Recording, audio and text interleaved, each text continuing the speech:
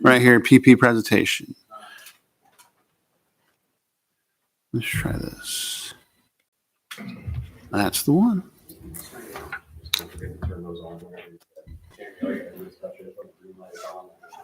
Okay.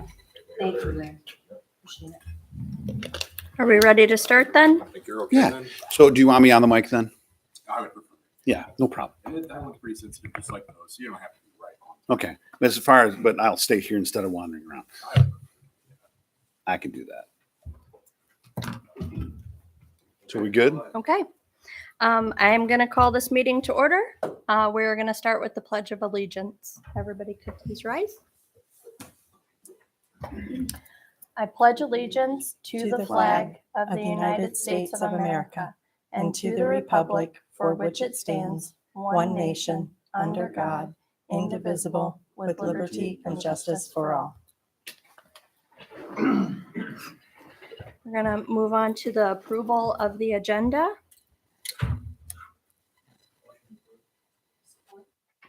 Do I hear any additions or hearing none? All in favor say aye. Aye. Opposed, noes. We'll move on to comments and questions from the audience. Hearing none, we'll move on to our presenter, Jay Bennett from Michigan Association of School Boards. Fantastic. Good evening, all. Passing around the sign-in sheet, so take a look at the information. If you have any corrections that need to be made, please make them and then go ahead and initial it, and then you'll get credit for partaking in this workshop tonight. So good evening, everybody. My name is Jay Bennett. I'm the Assistant Director for Executive Search Services at the Michigan Association of School Boards. I do primarily superintendent search and superintendent evaluation. I do also work with boards in a variety of workshops related to board governance, data. I teach a lot of the CBA classes. I'm a former board member myself, having served on my local Board of Education in Grand Ledge, just outside of Lansing, and also on my RESA Board of Education in Eaton County for the Eaton County RESA. I am a former middle school and high school special education teacher, so I've been involved in education in one way, shape, or form since about the age of 5. Education is what I do. So I'm here tonight to talk to you all about superintendent search. And because you asked for not only the pre-search, but also the pitch, I will talk about search holistically, but then I will also intersperse some things that are kind of unique to the way that we do things at MASB. And I'll make sure that you know exactly what I'm talking about when I'm talking about it. Before we get this rolling, is there anything that you want to make sure that I cover as it relates to search? Anything in particular that you have questions or concerns or wonders about? Yeah. So, Chelsea, you circulated the video that you guys had done like a year ago. It was 2020's conference. It was a video of that, so I sent it out. Okay. So, what really intrigued me was the internal applicants or internal interest and how you spoke to that. So I really would like to better understand Absolutely. that. I will definitely cover internal versus external searches for sure. Okay, Absolutely. thank you. Okay. Yeah. Anything else in particular? Okay. As we work through this, please feel free at any point to just, throw a question my way. So we do consider ourselves to be experts in search. We have a proven 35-year record, over 700 searches. We have the most extensive search network in the nation. So I belong to, MASB belongs to a association, National Association of School Searchers. And so it's other statewide associations that also do what we do here in Michigan. One of the things that kind of sets us apart from our competitors is that what we have in our application system. So our application system is called Revelis. It is a system that was developed by the Ohio School Boards Association and is used by about 14 or 15 other school board associations. And coincidentally, the states that use that happen to be, some of the states that use that happen to be those that are closest to us. So Indiana uses that system. Ohio uses that system. Wisconsin, Minnesota use that system. Nebraska, Kansas, Alaska, Florida, North Carolina, some others. What that allows is that when we post it in our system, it automatically posts to those other state systems as well. And that's a completely free, there's no extra charge for that.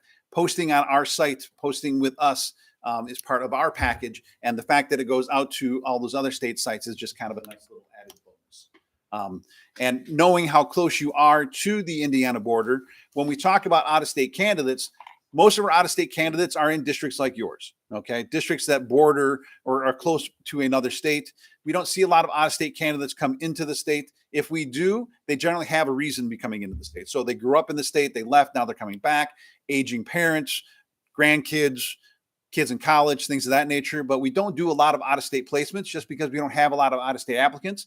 But because of your proximity to Indiana, it wouldn't surprise me if you got some out-of-state candidates in your application pool if you decide to go external. So some of the things we'll talk about tonight: role and leadership of the board, superintendent job description, effective school district leadership, roles and responsibilities of the SUP, qualifications of the SUP, search environment, Open Meetings Act and FOIA, overview of basic search process, stakeholder engagement, and then a timeline. So with regard to the role of the board, your role in this process is to recruit and hire a superintendent. And then once you have that superintendent in place, to evaluate the superintendent, which brings me to one of my first questions for you tonight.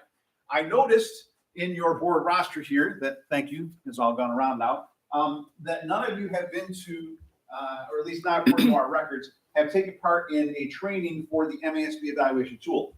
So that leads me to believe one of two things. Either you're not using the MASB evaluation tool for the superintendent, or our records are incorrect. Your records are incorrect. Okay. Because I did. Okay. Fantastic. So that duly noted. We have switched over to a new system, so it doesn't surprise me that we don't have the most up-to-date records. So you are using the MASB tool for superintendent evaluation? Okay. And you've all been trained in the tool as well? Fantastic. New members. New? Okay. So as you are looking to bring a new superintendent on, that's a perfect opportunity to think about when the last time you went through that training is or was, and think about possibly doing a whole board training with a new superintendent. If it's just one board member and one superintendent, and the rest of you have been through the training relatively recently, then we're offering that training on a monthly basis. It's a live webinar that we offer, I think every month, except I don't think we offer it in June, July, or August, but we offer it September through May, I believe. And it's once a month. It's usually on a Tuesday and Wednesday night. It's 6 o'clock. It's about a 2.5 hour live webinar. And so we definitely recommend that. So for Kevin, for sure, and then your new superintendent, or if you want, when you get your new superintendent on board, think about a whole board training with the new superintendent. So the reason that we recommend a whole board training is because that is an opportunity for everybody to hear all the information at the same time, get all their questions asked and answered. And we also know now that that training is eligible for reimbursement from the state. So if you all took part in that training, each of you would individually be able to apply for reimbursement up to $100. So it's an $825 training. 7 times 100 is 800. I'm sorry, 7 times 100 is 700. So you get $700 back from that $825 training. So something to consider as you move forward. Okay. All right. So are you a Neola board? Is Neola your policy provider? Okay, so Neola Policy 1230 covers responsibilities of the superintendent. I'm not going to read through all of this. It's in your policy manual, so you can take a look at your policy manual. But it covers the things that we would expect of a superintendent, talking about keeping the board informed of school operations, ensuring that all aspects of the district operation comply with state laws, maintaining written educational plans, ensuring proper implementation of instructional plans, efficient use of district resources, assignment of staff, evaluate the progress of the staff, analyze the instructional programs, recommend changes in instructional or staffing needs, work with principals, work with parents, develop personal capabilities, work cooperatively with the board, strive towards high standards of personal conduct, perform such other duties as the board may direct. We have a little bit of research that tells us what it is that effective superintendents do. So we know that effective superintendents participate in collaborative goal setting. That means that the superintendent sits down with his or her staff, with their community members, with their board, and they all come together and work towards achieving those goals. So those successful superintendents are those that are come together around a collaborative goal setting process.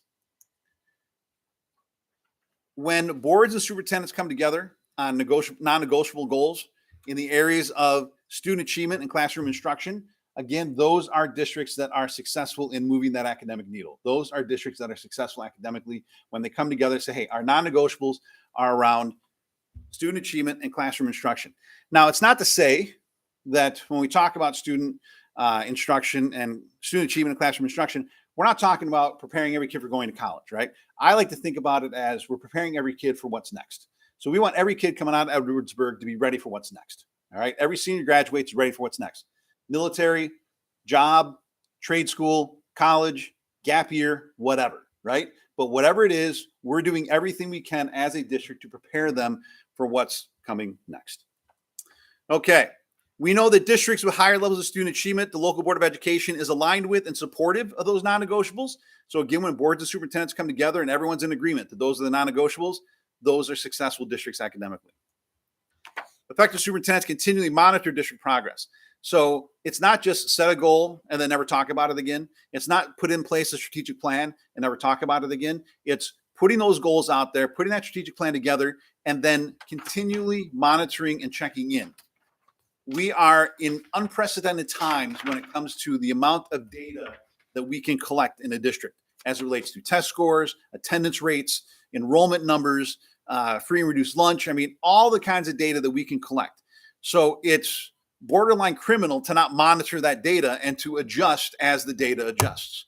If we see declining enrollment, we're going to need to make adjustments in our budget. But we're not going to see declining enrollment if we're not continually checking in on our enrollment numbers. Okay. And so we need to make sure that we're monitoring those things. We're not going to be able to achieve increased reading proficiency if we're not checking in on what our reading proficiency is. If we want to increase reading proficiency, we need to check in on a regular basis to see where we are. This is where we started. This is where we want to be. Are we making that progress? We started at 80. We want to get to 95. Are we seeing that progress? Okay. Effective superintendents ensure that necessary resources, including time, money, personnel, and materials, are allocated to accomplish district goals. Let's talk a little about qualifications. Superintendents must hold a valid administrator certificate issued by the Michigan Department of Education. They also must accumulate 150 hours of professional learning every 5 years in order to renew their certificate. Who is responsible for making sure that the superintendent has the appropriate certification? That's it, all of you, okay? And this applies to you specifically because, as we talked about earlier, the chances of you getting out-of-state applicants is higher than a lot of other districts in the state. And so because of that, if you hire somebody that does not have a Michigan certification, you hire somebody from Indiana or Illinois or Ohio, then you as a board need to make sure that as soon as that hire is complete, they start the process of working towards getting their certification. Okay. They need to immediately reach out to the state and get that ball rolling. Now, I'd like to tell you that it's a clean switch. If they've got an Indiana certification, they'll get a Michigan certification. But that'd be a lie. It's not a clean switch. It's getting better. And hopefully with some changes in legislature, we can get some clarification around certification and around evaluation. And we're working on that. But as it stands now, it's murky at best. But reach out to the state if you have somebody that doesn't have certification. It doesn't necessarily have to be someone from out of state. It could be, and this happens every now and again. I had a district that hired somebody from the college ranks. And so they were a longtime teacher, elementary school, middle school teacher, and then they got their PhD doctorate. They went off and started teaching education level classes at the college level. They didn't have any traditional K-12 administration experience, so they didn't have that certification, but they were from Michigan. And so they hired that person. They still needed to make sure that they got that person certified and got them the degree or the certification that they needed. How long does that take? Is there a certain timeline that they have to have it by? Yes, and we'll get to that in just a second here. So you can hire somebody without a certificate. However, prior to that first day of employment, as I said, you have to go into MOEX or have somebody on your staff who will be able to go into MOEX. They have to then fill out the application. You first have to rationalize why you hired a non-certificated individual. So in your case, if you hired somebody from Indiana, it would be, we hired a professional educator from Indiana, no Michigan certification. That'd be your rationale. You then have to verify that they have at least a bachelor's degree. Now that surprises people sometimes, but you only need a bachelor's degree and the certification. You don't need a master's. Most of the administrators, most of the applicants that you would most likely be looking for or looking at externally would most likely have a master's, just because that's kind of the normal progression, but they don't have to. And then you have to verify that they will be assigned a mentor. And that mentor is usually going to be somebody from your ISD or maybe another local superintendent that's willing to take on.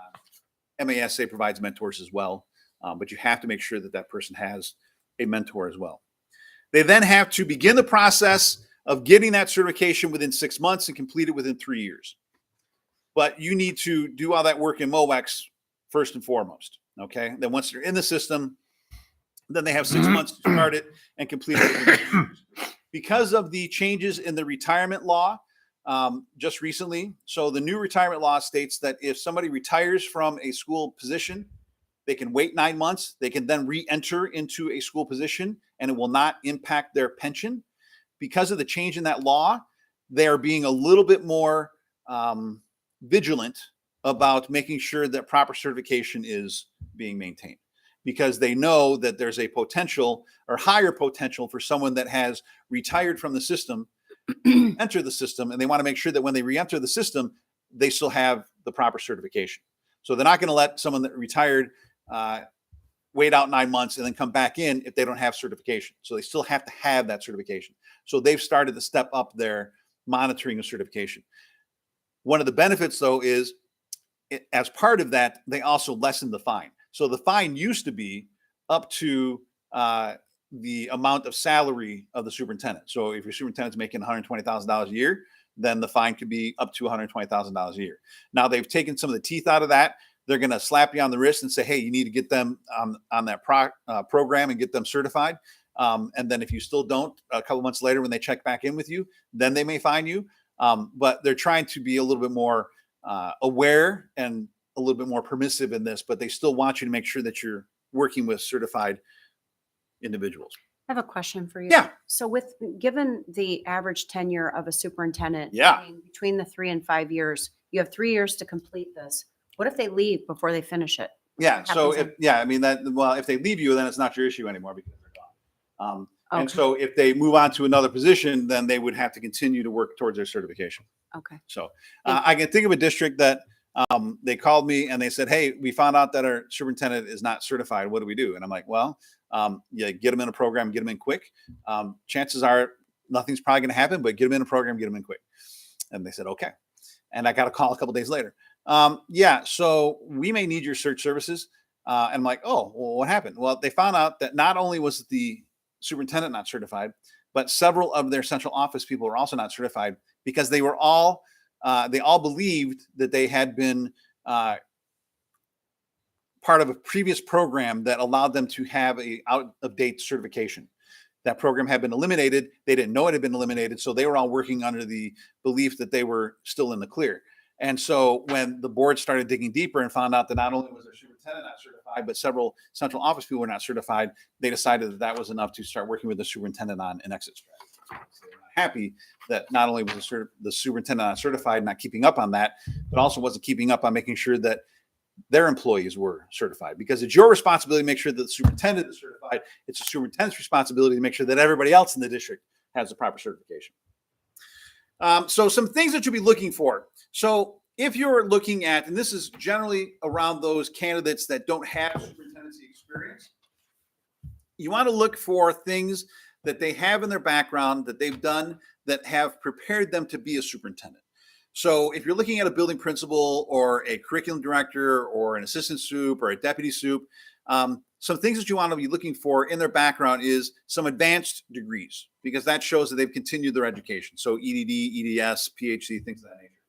That they've done some professional development, that they participated in a program like the Horizons program that MASA provides, or the SUPS Academy that Michigan Leadership Institute provides, or if they're coming from out of state, they've done something similar in their state.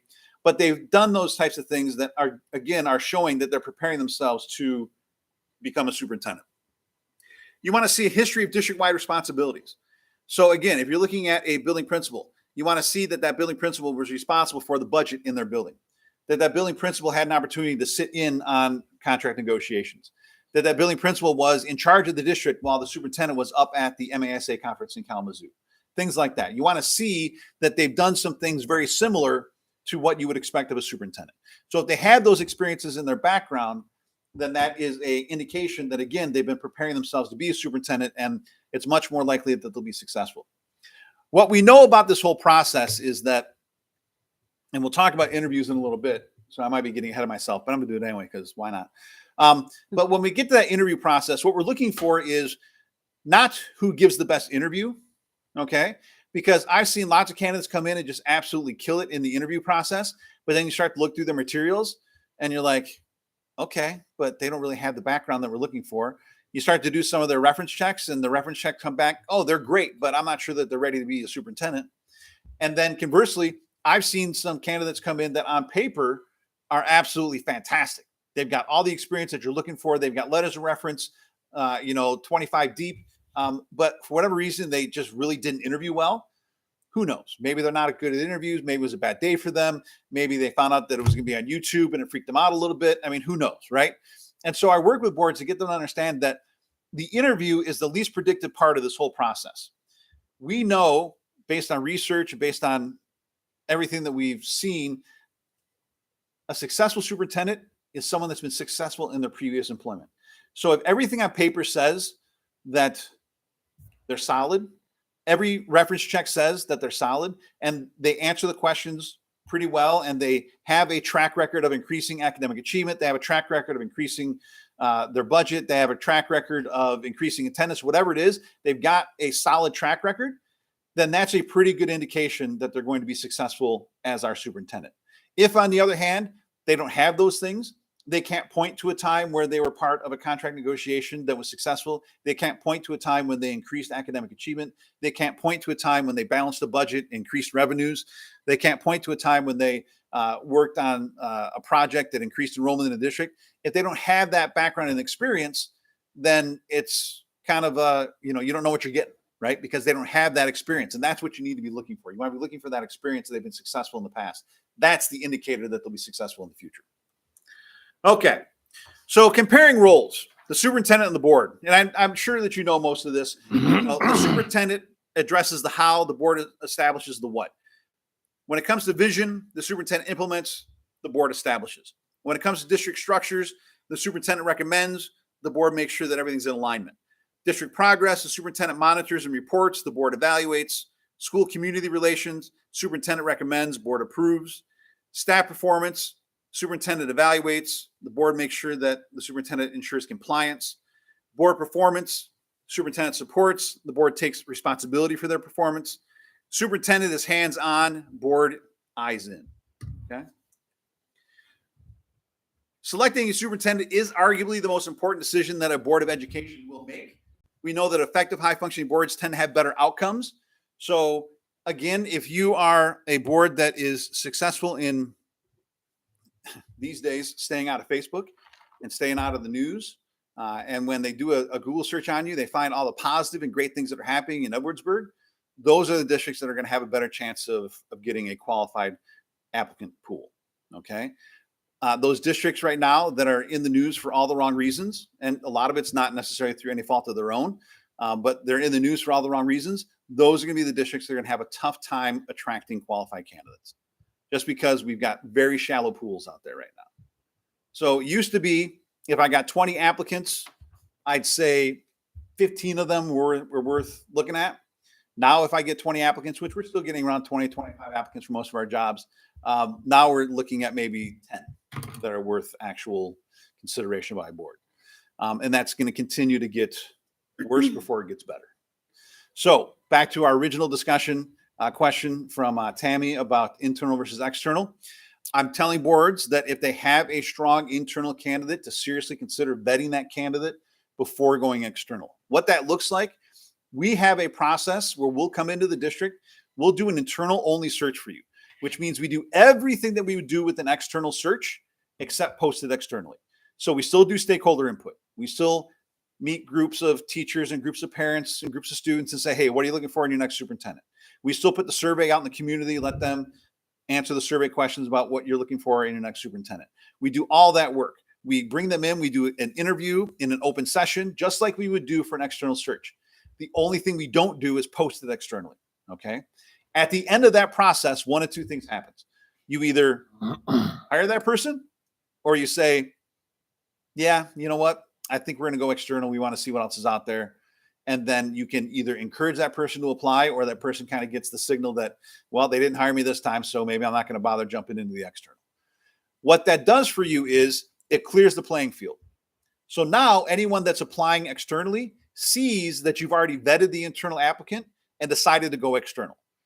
What we don't want to see is we don't want to see a district that has a strong internal, throws them into the pool. Everybody knows that there's a strong internal in the pool, because then people aren't going to apply. They're not going to put themselves out there. And because you're a district of just over 3,000 students, right? A little less. A little less than 3,000 now? Okay. So you're a district, you're kind of a tweener.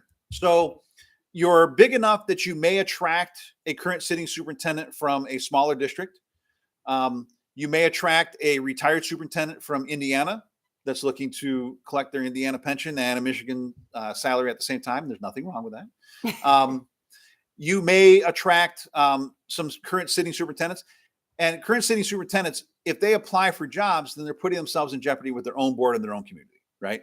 And so they're very reluctant to put themselves in a pool if they don't think they've got a good shot. And so if they see a strong internal, they're going to be less likely to put in. Now, building principals, not as much of a risk for a building principal. Yes, they run the risk of alienating their staff if their staff finds out that they're putting in for superintendencies, but that's generally not as much of an issue as it is with a sitting superintendent. So again, that internal process looks exactly like an external process, with the exception of posting external. So if we do that at about 60% of the cost of what I put in the proposal for you for the full search. And so if then goes to external, then we just collect the other 40%. We post it externally for about 4 to 6 weeks, and then we hold another couple sets of rounds of interviews, and then hopefully at the end of that, you have a superintendent. Okay. So does that answer your questions about the internal process? Thank you. Fantastic. You bet. So, hey, look at that. Is a search needed, or do we have a viable qualified internal candidate? Well, I think we covered it. Okay. So as boards, we must deliberate and make a decision around our superintendency in public. Okay. That's related to the Open Meetings Act. Now, technically speaking, you as a board could decide to hire an internal candidate without ever posting the job, without ever hosting an interview or anything else. You could just say, hey, you're the one, and then approve a contract in a board meeting, and boom, you've got a new superintendent.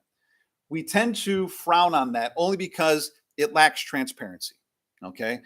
And the only exception to that is if you have a established succession plan where it's well known by the board, and it's well known by the staff, and it's well known by the community that, hey, this is our process.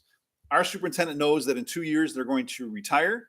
And in those 2 years, they're going to work with their curriculum director and train them up. And the board is all on board with that. And they know that when that superintendent retires in 2 years, curriculum director is going to occupy the seat. If you have a clear succession plan, then you can forego a lot of these things. If you don't have that clear succession plan and you're looking at an internal candidate, then we strongly recommend, for the sake of transparency, to show the community that you're not just hiring this person because they're close and because they're here. We want to hear what you have to think about this. Then that's why we recommend going through the process of hosting the stakeholder feedback sessions, doing the interview in open session, having people come in and see the person interviewing the whole thing. Again, for us, it's just, we think that transparency is important, and we think that the community and the staff enjoy that transparency, and they like to see how, to quote that old phrase, they like to see how the sausage is being made, right? Okay. You need to follow your own policy, make the decision to set aside in public. That's good governance. And then, as we said, internal candidates can be vetted in public. So is a search firm necessary? Is the board required to do request proposals? How will the board choose a search firm? So is a search necessary? Now, clearly I'm biased because this is what I do, right? Now, if I pretend that I'm just a regular board member like I used to be, I will tell you that as a board member, I would never want to go through a search with us in charge. There's just too many pitfalls for us as board members, right? We can't talk to candidates except in an open meeting. So we as board members can't call up applicants and say, hey, I think you'd be a great No, that can be considered an interview. That's a violation of the Open Meetings Act. So what that means is if you as a board decide to do an internal search, you're basically putting it on your staff to do all that work for you, because as board members, you can't, right? And so you're putting your staff. So not only does your staff have to do their regular job, but now your staff also has to do a superintendent search, right? Not to mention that we're experts in the field. I know what's out there. I know the applicants that are out there. The reason that I'm in Kalamazoo at the superintendent's conference right now is because I'm talking to all the superintendents and assistant superintendents and deputy superintendents and saying, hey, I don't know if you knew this, but this district's looking for a superintendent. That district's looking for a superintendent. And it doesn't even have to be the job. It doesn't even have to be a job that we're doing. It could be a job that my competitor's doing. I don't care. I just want them to know where the opportunities are.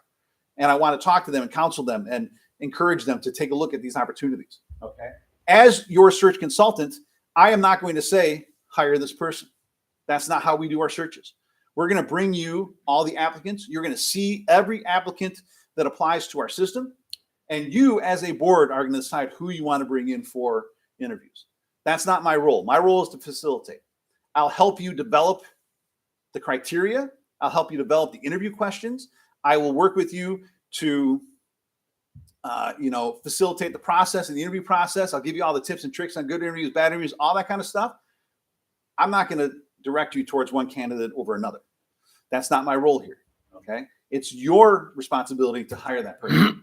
Once the search is done, I'm out the door. Now, it's not to say that I'm going to come back and help you out. I am, but I'm out the door. And when I say me, I should clarify for a second. So how many of you were on the board when you underwent your strategic planning process a couple of years ago? Okay. I wasn't on the board, But you were part of that process? Okay. So your facilitator for that process from MASB was Mark Dobiash. Okay. Mark has agreed to work on this search if you're fortunate enough to select us for that. Okay. Mark was not able to come down here tonight because Mark's training, doing another training for another board tonight. So that's why I'm here. But I talked to Mark and he said he'd be more than happy to come down and work. So if you're okay with that, if we are chosen, then Mark would be your facilitator for the search. And Mark does searches all over the state. Because he's on the west side, I try to keep him on the west side. Every now and again, I got to send him somewhere else, but I try to keep him on the west side. And so Mark would be your search consultant for the search. Okay, so is the board, are you required to do requests for proposals? You're not, unless you have something in your policy. Usually, if boards have or if districts have something in their policy for RFPs, it's usually around purchases over $35,000 or $25,000. I mean, like when you're purchasing big stuff, then usually got to put out a request for proposal. Or if you're doing a big construction project or you're buying a bus or a tractor or something like that, then a lot of times you have to go RFPs. Most of the searches that we're doing are well under that threshold, so it usually doesn't apply. How will the board choose a search firm? There's a variety of ways. Some will just collect proposals, take a look at the proposals, and then pick one. Some will have the search firms come in and do a pitch, kind of like what I'm doing tonight, and then have the other firms come in and do a pitch as well. I can tell you that the two primary search firms in the state of Michigan are Michigan Association of School Boards and Michigan Leadership Institute. It's about depending on the year, it's about a 60-40 split. We usually do about 60% of the searches in state. They do about 40%. There is a handful every year, maybe 2 or 3 searches that are picked up by the big national search firms. But again, those are fairly unique. That's probably not a thing that you're looking at because no offense, but they don't generally do searches for districts of your size. They're usually doing big metropolitan districts. So you're primarily looking at either doing it yourselves, which again, don't recommend, Michigan Leadership Institute or MASB. Okay. So our pools right now, average of our pools around 12 to 20. If possible, internal candidates should be explored, as we talked about. Courtesy interviews are not a good practice. So if you do that internal process, okay, and I'm just making this up, so this is just for example, your well-loved elementary principal of 35 years applies, and you as a board have no interest in that person as superintendent, don't give them an interview just because they're a well-loved elementary school principal of 35 years. Do not interview anybody that you're not ready to give the job to. Okay. It's not fair to the applicant. It's not fair to your community. It's a waste of their time. It's a waste of your time. Only interview those individuals that you are seriously considering handing the keys to. If you don't think that they're a good applicant, you don't think you're going to hand them the keys, don't interview. How does that process go without doing and not going against OMA? But we would actually have to vet this out in public to say, we don't think that person should be. No, so what you would do is, you post the job internally and see who applies. And if that veteran elementary principal applies, then you just decline to interview. So that would be my recommendation. Don't interview them just so that they can feel part of the process or feel good that they got. Does that have to be part of the meeting, or can we just not even invite them? Nope. So when we talk about applicants, you don't have to divulge who applied. Okay. You can say, we got 2 applicants, we've decided to interview one of them. That's all you have to do. You don't have to release the names of applicants. How do we vote on How that do we though? how do we make that decision without that being public? Right. So you'll have all the application materials in front of you. You will look at all the application materials and you will determine that only one of these rise to the occasion of where you would like to interview. And so, hey, we've looked at all the application materials. We've decided of the 2 applicants, we are only going to interview this one. And then as soon as you choose that one, because that interview has to be in an open session, then they're going to know who that person is. But they never know who the other person was because you never talked about them at the board table by name. You just refer to them as applicant number 2. So it's not all that dissimilar. When we do the search process, and if you post it externally, if you get those 20 applicants, okay, if you bring, of those 20, you bring 5 or 6 in for interviews, only the names of those 5 or 6 are released. The other 14 applicants, their names are never released. You see them because you have access to the application system, but nobody else ever sees them unless you share, which we recommend that you don't. Unless you share who else is in that applicant pool, nobody knows except for those 5 or 6 that have accepted interviews. Because now that they've accepted an interview, it has to be done in a public meeting.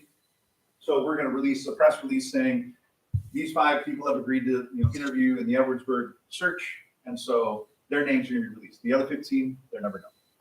So let's say that we had 3 internal candidates who put in. Yep. And so when we sit in the meeting, do we sit there and talk about their qualifications Sure. between each other, right? Yep, and you just talk about them as applicant 1, applicant 2, and applicant 3. If we had, if I give you 20 applicants, you're going to look at them. They're all going to have random numbers assigned to them. And, Anthony's going to say, okay, so I would really like to interview 25, 36, 18, 67, and 102. It's like, okay. And then Tammy says, I'd like to interview. And then, so we go through that. And generally speaking, what usually happens is the 7 of you usually kind of coalesce around the same 5 or 6 applicants. And so those 5 or 6 applicants, we will call in for interviews. Those names are released, the rest of the names don't. If you're doing internal, we do it the same way. Okay, you've got 3 applicants, applicant 1, applicant 2, applicant 3. Let's talk about what we like about applicant 1. Now, it does get a little trickier because they are known in the community. We can go in a closed session to discuss applications of those that have requested confidentiality. We try not to go into closed session during the search if we can avoid it, again, for transparency's sake. I will say that if I have a interview pool, so I can think of an interview pool that I had where I had 3 internal candidates. This board wanted to just go straight to external. They didn't want to mess with internal. They just wanted to see who's out there. So any internal applicant that applied could apply. They had 3 internals that applied. So we went into closed session just to discuss those 3 internal applicants. We came out of closed session and discussed the rest of the applicants by number in open session. And then they decided who they wanted to call for interviews. And again, the reason that we did that was because we do believe that there is a higher likelihood of inadvertently outing someone as a candidate when you're talking about internals because everybody knows them. And so it's easier to slip up. It's easier to put the pieces together when you're talking about them. Oh, I know exactly who that person is that has been in the district for 6 years as a building administrator. So yeah, Right. so there is that. And so again, that's another reason that we encourage you to, hire a search firm to help you out with that internal process because they'll walk you through that and make sure that you're avoiding those landmines. All right. So some other factors, we talked a little bit about out-of-state applicants. High cost of relocation. That is one of the reasons we don't get a lot of applicants that are applying from out of state because not only are they relocating themselves, but they're generally relocating their spouse and their spouse's job. The days of the superintendent being the sole breadwinner and kind of moving their family around from place to place to place is kind of foregone. It's kind of an old concept. So now when they're looking to move, they have to find a job for their spouse as well. And so that makes relocation a little bit more difficult, that those dual income households. Being superintendent is unfortunately a less desirable position than it used to be. And the retirement isn't nearly as attractive as it used to be either. 20 to 25% of the positions across the state of Michigan are vacant on an annual basis. Now, I track every superintendent change in the state as part of my job. And so when I started this job 5 years ago, we were averaging right around 75 to 80 changes every year. Remember, there's over 500 school districts in the state of Michigan. So we were seeing around 75 to 80 changes every year. Last year, we were at 121. Wow. This year so far, I think I'm tracking probably right around 50 or so, and we're well short of the end of the year. There's lots of time between now and July for that to change. So that's July to July. So as of last July 1 of 22, I'm tracking right around, I think, around 50 changes or so. So there's lots of moving and shaking. We're seeing more of this every year for the past 5 years. It's continued to tick up. So Are those, go ahead, Tony. No, go ahead. Are those superintendents going to another district? Are they retiring? it's a Or combination. So we count as superintendent change anytime a superintendent changes. So Okay. sometimes it's Doesn't retirement, matter. Sometimes they move to another job. Sometimes they resign. Sometimes they're bought out. There's a variety of reasons. I just track them as changes because we just need to know how many changes there are. So. Is the time of the year for the search impactful as far as the It opportunities? can be, but you're in the sweet spot. Okay. So this is when we normally would be doing searches, is right around this time, because you're looking at a July 1 start. So anyone that you hire has ample time to alert their district that, hey, as of June 30, I'm resigning my position to go and be the superintendent. So you're in the sweet spot for timing. This used to be the traditional search season. But what we're seeing is that it's kind of blown apart. I'm doing searches in the fall when I don't normally do searches in the fall. We're doing searches in the summer. We hardly ever do searches in the summer. I did a big search last summer for one of the biggest districts in the state. I did a search this fall for a July 1 start, and that was because it was a RESA board, and 2 of the board members go to Florida for like 3 months over the from January to March, and so they weren't around for interviews or anything. So like, hey, can we do the search in the fall, even though the person's not going to start until July 1? I'm like, sure. And so we did the search in the fall. Now, again, that's nice because they can really give their district plenty of time to say, hey, in 6 months, I'm not going to be here anymore. So what's the time frame from today to a potential hire? Like, what is this process? 3 months, 2 months? About 8 to 12 weeks. Okay. It's usually about 12 to 15, but I can do it in as quick as 8 weeks. If we do internal only, that goes pretty quick. Because for an internal, I don't post it longer than about a week. Okay. If we go external, I'm going to want to post it at a minimum 4 weeks. My preference would be to post it for 6 weeks. And again, that's just to make sure that we have every opportunity. The biggest trick to all of this, as far as the application pool, the time that the application is out there, is that some of these people have never applied for a superintendency before, or they haven't applied for a job in a really long time. So they've got to brush up a resume, they got to put together a cover letter, they got to get letters of recommendation. They may not have any letters of recommendations. They've got to reach out to people and ask them to write a letter of recommendation. That takes time. So because of all that time, we want to give them plenty of time to get all their stuff together and present you with a nice, solid application packet. And so that takes some time. Plus, we want them out there, so that gives me some time, or Mark some time to recruit. And actually me as well, because as I'm full-time at the office, I'm recruiting for all the jobs we have posted at all times. So not only am I recruiting for any jobs that I'm personally doing, but any of my consultant gigs that are being run, I'm recruiting for those as well. So I can get into our system and I can send out invitations from our system. So for this district, I can already think of some applicants in other districts that I would invite to apply. And so once it goes into our system, I just hit a little button, a little checkbox, and then boom, they get an email that says, hey, Edwardsburg is looking for a superintendent. Would you like to apply?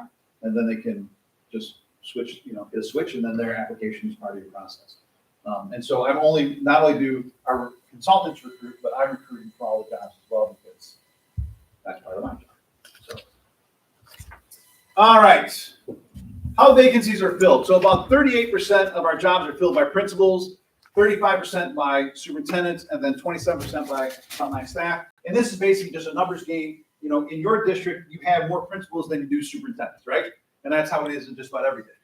And so as a result, we just have more principals out there than we do superintendents. So that's why a higher percentage of these jobs are filled by principals. Frontline staff, those are your directors, your deputy soups, assistant soups, things like that. Cost factors of search, anywhere from $5,000 to $90,000. Now, your search is not going to come anywhere near $90,000. You know, I sent you the proposal for your search.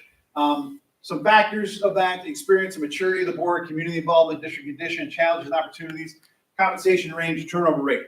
So when the big firms come in, the big national firms come in, a lot of times their bids are based on a percentage of what they believe the superintendent's going to make. So if the superintendent's going to make $150,000 a year, then we're going to charge you, 20% of that, whatever. That's not how we do ours. I've got ours banded by student population. And so if your population is this to this, then this is the band you fall in, this is the band you fall in. And so that's how I come up with my numbers right now. And then we have some opportunities for decreasing that. So we have an assistance fund that our school board association has set aside.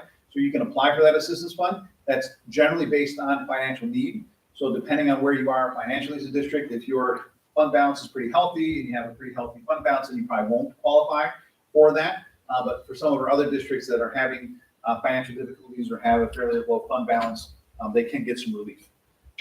You'll see that if you got the proposal from MLI, I would be very surprised if it wasn't within several $100s of ours. We're generally we keep track of what each other are charging for these searches, so we're pretty competitive in price.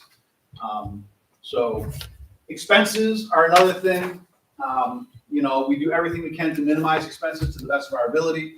Our consultants, I generally try to assign consultants that are relatively close to you in proximity. I don't have a lot of consultants down this way, unfortunately. This kind of corner of the state is kind of one of my sweet spots. So Mark is relatively close from Holland. It's not terrible to get down here, but it's better than me from Lansing, I can tell you that. But I did do the Dwajak search when they hired Jonathan Wan. How many years ago was that now? 4 years ago? 2 years ago? 4 years ago? Yeah. About 6 years. Six. I think so. It could be. It was before COVID. Okay, it's been a while. So I did that search in Dwajak. I did do the search down in Three Oaks. So occasionally I make some treks out for some of those districts, but primarily I try to keep the consultants and try to keep everything geographically close so the expenses don't get out of whack. We're not going to charge extra for printing and all that. I mean, that's all baked into the costs.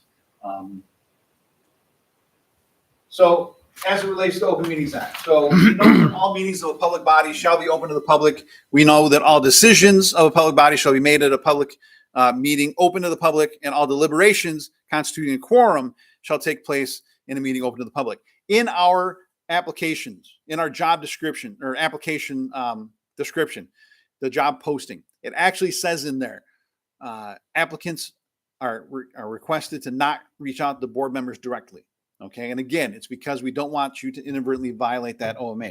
If we go to external search and you have an applicant that somebody maybe somebody that used to work here, they left, and boy, you sure like them to come back and be your superintendent, then you just shoot off a message to Mark and say, hey, Mark, we'd really like you to reach out to this person. And then Mark reaches out to that person and says, hey, the board would like you to apply and be considered for the position. Now, that's not saying that you're going to hire them. That just means that you want to see them in the pool, right? And so if you have anybody that then just reach out to your search consultant and say, hey, can you reach out to so-and-so? And I tell staff and community members the same thing. So if staff thinks of a well-loved building principal that has gone on to be an assistant soup or a soup in a small district, and they think, boy, they sure would like to come back to Edwardsburg, I bet, can you reach out to that person? Then again, we just encourage the staff to let Mark know, and he'll reach out to that person as well. Before a search, we talked about this. Seeking new positions is a very risky proposition for sitting superintendents. The more confident that they are in the confidentiality of the search process, the more likely they are to apply. During the search, they're entitled to confidentiality. And then we ask that you refrain from checking them out ahead of time. There's a couple of reasons for this. One of the reasons is we want you to come into this, especially when it comes to choosing applicants for that first round interview. We want you to choose them based on their application and their application only. Okay. Let your search consultant do some Googling and whatnot, and find out if there's anything out there about that particular candidate. They'll do some vetting before that. When you get your applicant list, it will generally be broken into 2 tiers, a top tier and a lower tier. The top tier are those candidates that most closely match what it is that you as a district, as a board, are saying you're looking for in your next superintendent. Okay. The bottom tier are going to be those applicants that don't quite meet most of your expectations.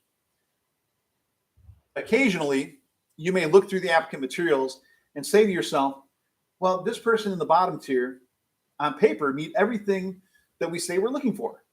And you may say, Mark, why is this person in the bottom tier? And Mark will say, trust me when I tell you that I think you have better applicants in your pool. And that's basically code for he knows something about that applicant that probably would not put them in a very good light in your district. And so that's just kind of his warning shot. Now, again, if you say, well, but I really think that this applicant is something, and Mark will say again, I think that you may just want to trust me that I did a little bit of background on this particular individual, and I think you're probably best at looking at some of your other applicants. And again, then the board's like, okay, all right, no, we hear what you're putting down. We got you. We hear you loud and clear. But that does happen occasionally. I mean, I've had to put sitting superintendents or former superintendents, usually it's more former superintendents, in a bottom tier, because even though on paper they had all the experience, but then you find out that they just did some really weird or stupid stuff. And so as a result, is that someone that the board wants to bring out? Because I can almost guarantee you, again, maybe not as much in the smaller district, but hey, I've seen it in smaller districts too. As soon as those applicants' names are released, you will get emails or phone calls from people saying, you can't hire that person. I know someone who knows someone who knows someone who knows that person, and they're evil, bad, don't do it. You'll get phone calls and emails from people saying, hey, you really should hire that person. That person's fantastic. I know somebody who knows somebody who knows somebody. You'll get that kind of stuff.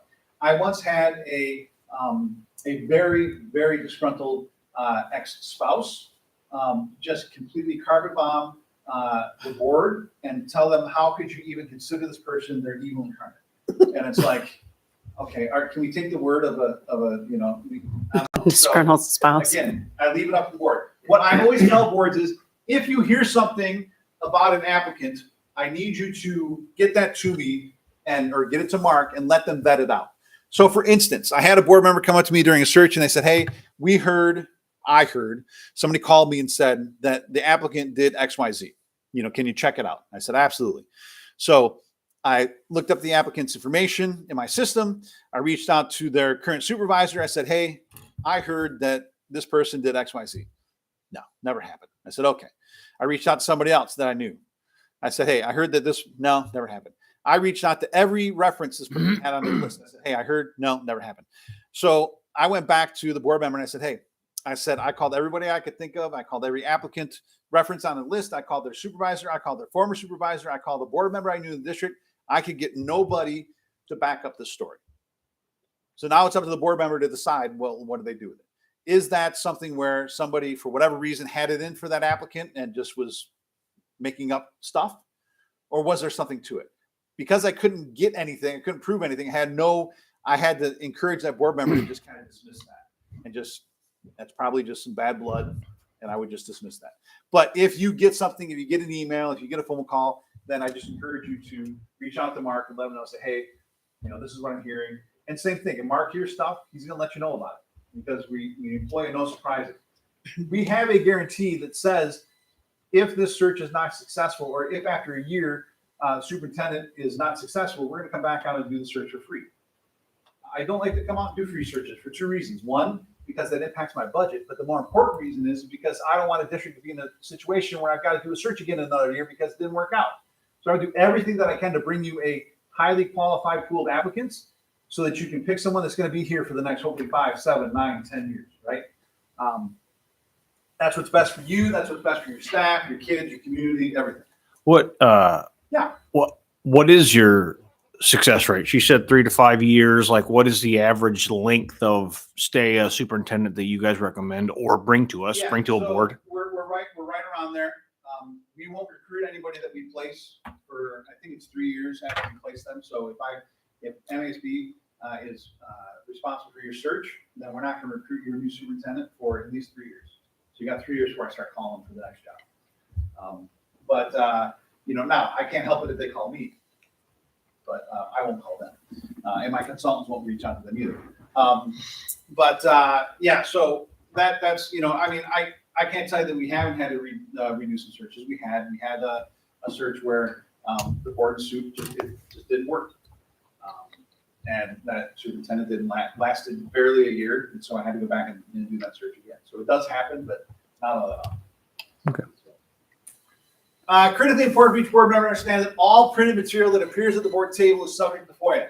So everything, all of your notes that you take, all that is subject to FOIA. So that's basically just a reminder to make sure that your notes are on the up and up and that you're not writing disparaging comments and remarks in your notes because they are subject to FOIA. So just be mindful as you're sitting there and you're taking notes during the interviews and whatnot, that you're keeping it, at least PG. Hopefully G, but at least PG. Some danger zones. So if a search consultant tells you that they're going to do a targeted search for you, bad news. Bad news. I want to bring you as robust a pool of applicants as possible. I'm not going to do a targeted search for you. I'm not going to just focus in on 5 people and bring only those 5 people. I'm going to do everything I can to bring as robust a pool of applicants for you to choose from as I can. Let's just get together for dinner and get to know the candidates. Again, no, that's a violation of the Open Meetings Act. If we're going to do that dinner, it better be in an open meeting, which would be kind of a weird dinner. But yeah, you got to have other people here as well. I think I'll call the candidate to ask if. No, can't call the candidates. If we email them and ask them a few questions, we don't have to call them candidates. No, again, bad news. Don't do it. All right. So, as I said, around a 13-week process, give or take. Week 1 through 3, that's your preparation. Weeks 4 through 10 is recruitment. Weeks 11 and 12 are interview. Week 13 is decision. We can expand and contract this depending on your needs. So that preparation phase, we are putting together that online survey. We're having those face-to-face conversations with your staff and your community and your students in your district. We're sending out the survey. We're doing feedback forms. So after each of the interviews, we have an opportunity for anyone that's here to fill out a feedback form. I like this. I like this. I didn't like this. I didn't like this, based on what they hear from the applicants. And then all those feedback forms go to you. So you get to see all those feedback forms from anybody that's here watching the meeting.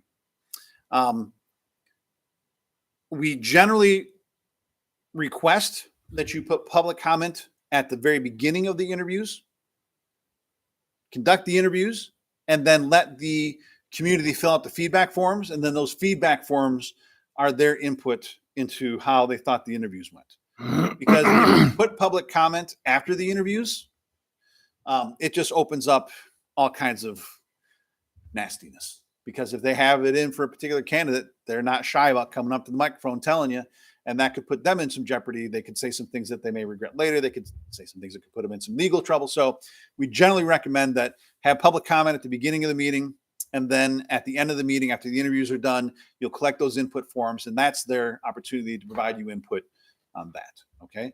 And technically, they could come back to the next night of interviews, and at the beginning of the meeting with public comment, they could say, hey, I was here last night and I saw. So, I mean, they have that opportunity in the next meeting to do that. But we recommend always public comment at the beginning of those meetings. So we take that staff input, we take that community input, we take the board dialogue that you've had with your search consultants, we take the survey results, and we create that candidate profile. And that candidate profile basically says, these are the things that we as a district are looking for. And I can tell you that your candidate profile will look a lot like a lot of the other candidate profiles because, well, you all pretty much looking for the same thing. You want someone that is experienced with administrative experience, someone that is trustworthy, that likes kids, that has experience in education and contract negotiations and school and finance. I mean, there's not a lot of secret sauce to this, right?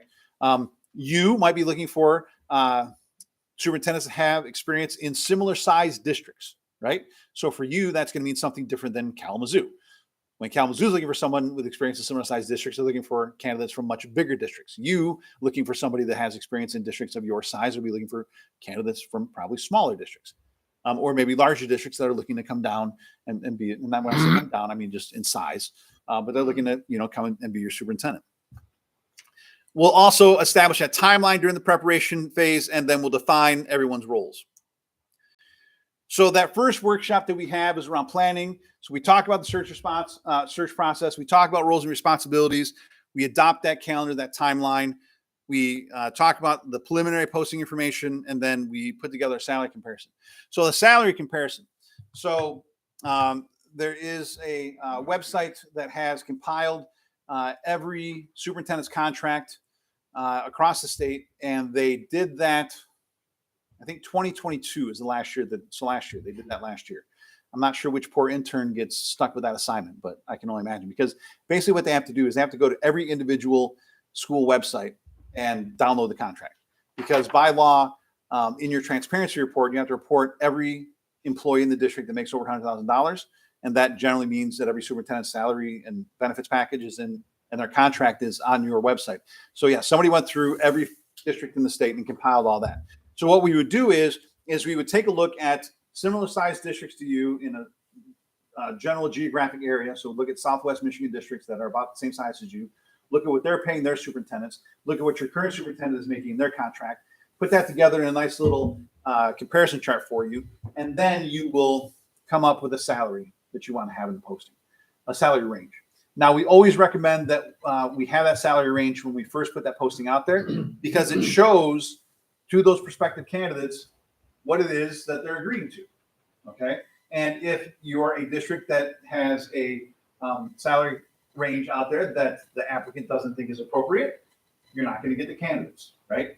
If it's a competitive range, then you will get the candidates. And your search consultant will help you set that competitive range and make sure that you are competitive. It is not unusual, and I know boards have a tough time with this sometimes. It is not unusual for a board to end up putting out a range that is actually higher than what they were paying the outgoing superintendent. It happens quite frequently. I can think of a range I just put together, and I can only imagine that that superintendent that was getting ready to retire, if they hadn't been paying attention, maybe they were, I don't know. But I'm sure if they saw that salary comparison, saw what some of their other superintendents were making compared to them, they probably would have been like, oh, geez, I was a little underpaid here. But, you know, it is what it is. We want to establish a salary range, as we talked about, should reflect the type of candidate that you're seeking. Remember, when supply is low, demand is high, prices and salaries do increase. And that's what we're seeing right now. This salary range helps remove the doubt as it relates to your board's intention. And we want you to be able to prepared to honor both ends of the spectrum. So if you set your salary range, and I'm just throwing this number out there, I have no idea what your salary range would be, for just for the sake of argument. If you put your salary out there as 110 to 120, if you hire a building principal with no superintendency experience, okay, they could be closer to that 110. You hire somebody with superintendency experience, okay, they'd be close to that 120. You could even go over. If you wanted to go to 125 or 130, that'd be fine. What I'm not going to let you do, what Mark's not going to let you do, is we're not going to let you hire a building principal with 1 year experience and expect to pay them $95. Okay, you have to honor that salary range. So you can go as low as your basement. If 110 is your basement, you can go to 110. You can go over your top. If you want to go to 125 or 130 because you got a rock star, that's fine. But I'm not going to let you go under your basement. So if 110 is your basement, that's as low as you're going to go. So that's going to be somebody that has no, little administrative experience, no superintendency experience. They've only been a building principal for a couple of years, but you just have a feeling that this is the right person for you. That's fine. 110, that's, as long as you can come to agreement with that person on 110, then that's fine. All right. So during the preparation phase, so when we talk about the search firm, that's going to be MASB, MLI, whoever you hire. When we talk about the board, that's you. When we talk about the district, we're really just talking about that. And so what I mean by that is that it is Cheryl's responsibility to either take it on herself or delegate the things that are in this district column. So the search firm will put together a timeline and the process, bring to you that, and as a board, you will approve that timeline and process, but then it's going to be up to the district or Cheryl to post the meetings, right? The search firm will prepare the salary comparison. You will establish a salary range. Search firm will put together a draft posting. The board will approve the posting, and then Cheryl will make that information available on your website. So we always recommend that you either create a separate page just for the search on your website and include all of your meeting materials and all your meeting dates and all the links to the survey and links to the application and all that kind of stuff. Include all that on a web page on your website somewhere so that members of the community can log into that one site and see, okay, this is when the interviews are, first round, second round. This is when the this is the link to the survey, all that kind of stuff. And generally now, whether Cheryl does that or Cheryl delegates that to, there you go, then that's fine.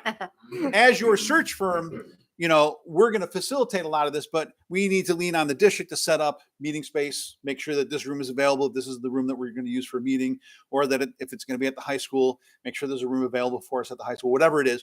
We lean on the district for that kind of stuff. Okay. We do our best to not lean too heavily on the district, because I know Cheryl's got another job, right? I know what her primary job is, and it's not to satisfy my needs. But there are some things that, as part of the search, that Mark is going to require of the district. But again, we work with our consultants to make sure that they understand that they can't be overly reliant on the district.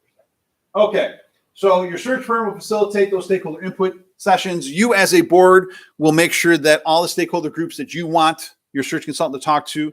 So if you have, generally speaking, we'll come in and we'll meet with administrators, and we'll meet with teachers, and we'll meet with building principals, and then we'll do a community meeting that night. So usually we come in and try to knock them all out in one day. So we come in, we do central office in the morning, and then secretaries at 11, and then we'll hit building administrators at 1, and then we'll hit the high school and middle school teachers when they get out of school at 3, and then we'll hit the elementary school teachers when they got out at 4, and then we'll stick around. We'll do a community event at 6:30 or 7 o'clock or something like that, and then head home. And then we'll come back in the district another day and then do same thing and pick up any stragglers that we didn't get the first time around.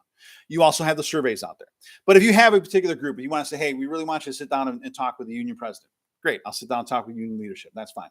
We really want you to talk with, this local community group. Great. We'll sit down. We'll talk to that local community group. So you just need to let Mark know what groups you want to make sure that he talks to. And then we would leave it up to, we would have Cheryl or our tech guy here make sure that we promote all those input sessions, location, time, and all that, put it on the website, all that, send it out on Facebook, send it out on our weekly email blast, robocalls, whatever we do, right? Say, hey, don't forget superintendent input session tonight at the board office at 7 o'clock, please come, that kind of stuff. Search firm will create the survey. As a board and district, you promote the survey. Search firm will promote the opening. Board will communicate the process to the community. District will promote the opening as well. If, Cheryl gets any phone calls from anybody interested in the search or has any questions about the search, Cheryl has no obligation to answer those questions. She just says, call Mark. Done. She says, go to the website. You'll find information all about the search, and then you'll find Mark's contact information. Done. She shouldn't feel the need to have to answer any of that kind of stuff. Just redirect them right back to your search firm. Okay.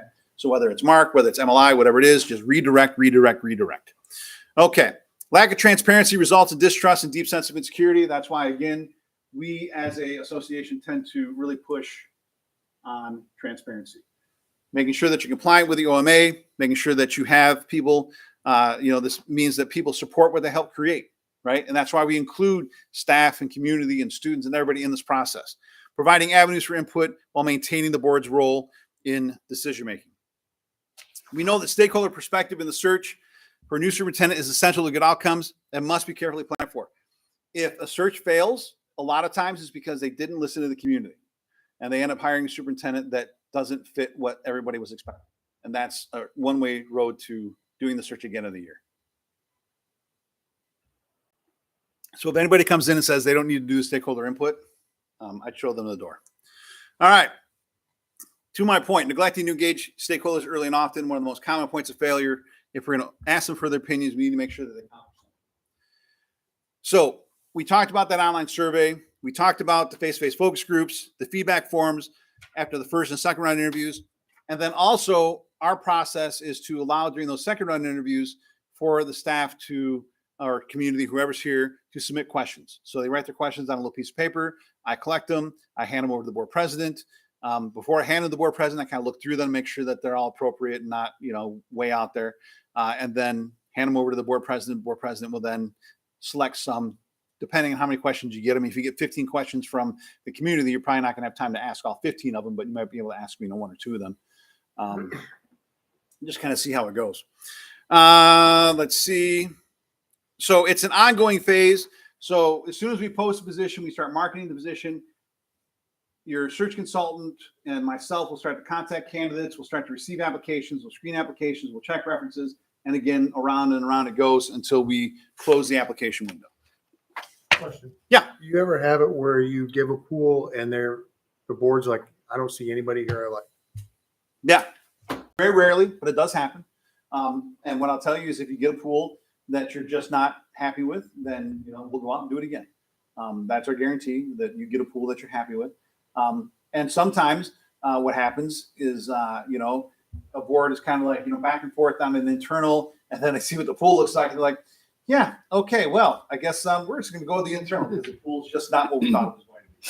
Now, what I could tell you is that I am cautiously optimistic that you get a decent pool of applicants to take a look at if you decided to go external. And I only say that because you're kind of ahead of the curve right now as far as there aren't any other. There's only 3 postings from us out there right now. I think in total across the state, there's probably about 7 or 8 postings. I know one of those is not too far from you. One of those is Coldwater. But that's a little bit bigger of a district. But other than that, well, I guess maybe are they about They're the a same? little bigger, not much. Okay. So that one is kind of, in competition with you. But there's really nothing else in Southwest Michigan that I can think of right now besides Coldwater. That'd be the closest. Once Kalamazoo decides what they're doing, but that's going to be a completely different pool than you would get. I haven't heard of anything else, although that's one of the reasons, again, that I'm at the MSA conference, because I'm sure I'm going to hear from some other superintendents. Oh, by the way, Jay, I'm retiring in June. So, put together a proposal for my district. So you're in a sweet spot there. Because of your proximity to Indiana, you have another pool of applicants to draw from, right? I know the School Board Association director in Indiana that does the same job that I do here. And so I would make sure he knows that we're looking. That's He you. calls me on some jobs that sometimes we have Michigan applicants that are south. And so he calls me on those applicants. If I've got applicants from Indiana, I call him and check them out. So you do have that to your advantage as well. As far as I can tell anyway, I've not heard a lot about Edwardsburg in the press, and that's always a good thing because I read the clips religiously every day as far as all the things that are happening in the schools across the state of Michigan. I haven't seen your name pop up, so that's good. It sounds like you're in decent shape financially, so that's good. I noticed you've had some issues around passage of a bond. That is what it is, but hopefully, a new administration may be able to come in and maybe get that done for you. But and that's something that you may want to consider as part of this process. Are we looking for somebody that has experience with bonds and passing bonds? And that might be something that we want to make sure that we're looking for in our next applicant. So that's the kind of thing that we can, definitely, tease out in that job description. So during the recruitment workshop, you get a status update, you get presentation of that stakeholder input. You develop that selection criteria, you start planning the interview process, and then you continue the promotion and recruitment of candidates. So during that recruitment phase, the search firm compiles that data. You consider that input. We post the meetings as a district. We'll draft that selection criteria. You approve the criteria. You post that criteria. You begin working on contract language. We want you to have that contract ready to go so that your applicants know what it is that they're getting themselves into, for lack of a better term. So this is a prime opportunity to have your contract vetted by your local counsel to make sure, so whether you use Trune or whoever you use for your lawyers, have them vet that contract and make sure there's nothing in your previous superintendent's contract that shouldn't be there anymore, or that they can, get out of there for a new contract. Always have your local counsel vet the contract. And then once that's ready to go, then when you generally get down to your 2 or 3 finalists, you can provide them with a copy of the contract, and then they know what it is that you as a board are expecting of that applicant. So we want you to kind of start working that process, during the middle of the search or so. We'll continue to promote the opening. You'll encourage candidates to apply. District will promote the opening. We'll continue to collect applications. You'll direct any candidates to us. District will direct any candidates to us. We'll recruit candidates. You'll continue to communicate the process to the community. And then we'll do some research of the candidates as they're coming in as well. One of the benefits to having MASB as your search firm is that because of our Revelous application system, I see every applicant that comes into our system because I monitor that system. That's part of my job. So I know every applicant that comes into the system. In fact, I check just about probably 3 or 4 days a week. I will check the system for new applicants, for applicants that have created new applications in our system, and I'll call them and say, hey, I see you started an application. What job are you looking at? And it freaks them out sometimes because they're like, I haven't even filled out the application yet. I just started it. I'm like, yeah, I know. So what job are you looking at? And so, I want to get a feeling for what they're looking at, and then talk to them and give them some tips about getting their stuff ready for us. Because again, I want you to see the best materials possible. I don't know if you'll laugh or not. I still don't know if this is funny or sad, but I actually had to call an applicant and tell them that I'm pretty sure that you misspelled your name in your application file. So I'm going to reopen it for you, and I'd like you to go in and correct your name. Now, I'm sure it was just a typo, but the fact that they didn't read it through, didn't notice it, I don't know. So I asked them, I said, just go in and fix it, and they fixed it. And so the board was none the wiser.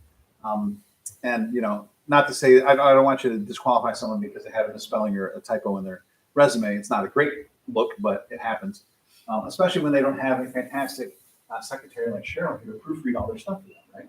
And so this is what happens with some of our building principals or, first-time applicants that don't have someone to proofread their stuff. It's like, what are you doing? Have someone proofread your stuff. So when I go to Horizons, which is the MASA program for aspiring superintendents, when I talk to those people that want to be a superintendent, I hit them hard on their application materials. You've got to make sure you're putting together good application materials. I don't want to see 10-year-old letters of reference. I want to see recent letters of reference. I know that you highly respect that person that wrote you that letter for you 10 years ago, and I'm sorry that they passed away. What kind of reference is that now? Because they can't call them and check it. So if they're still around, have them update it for you. All right. So first round interviews, second round interviews. Sometimes we do presentations with the second round interviews.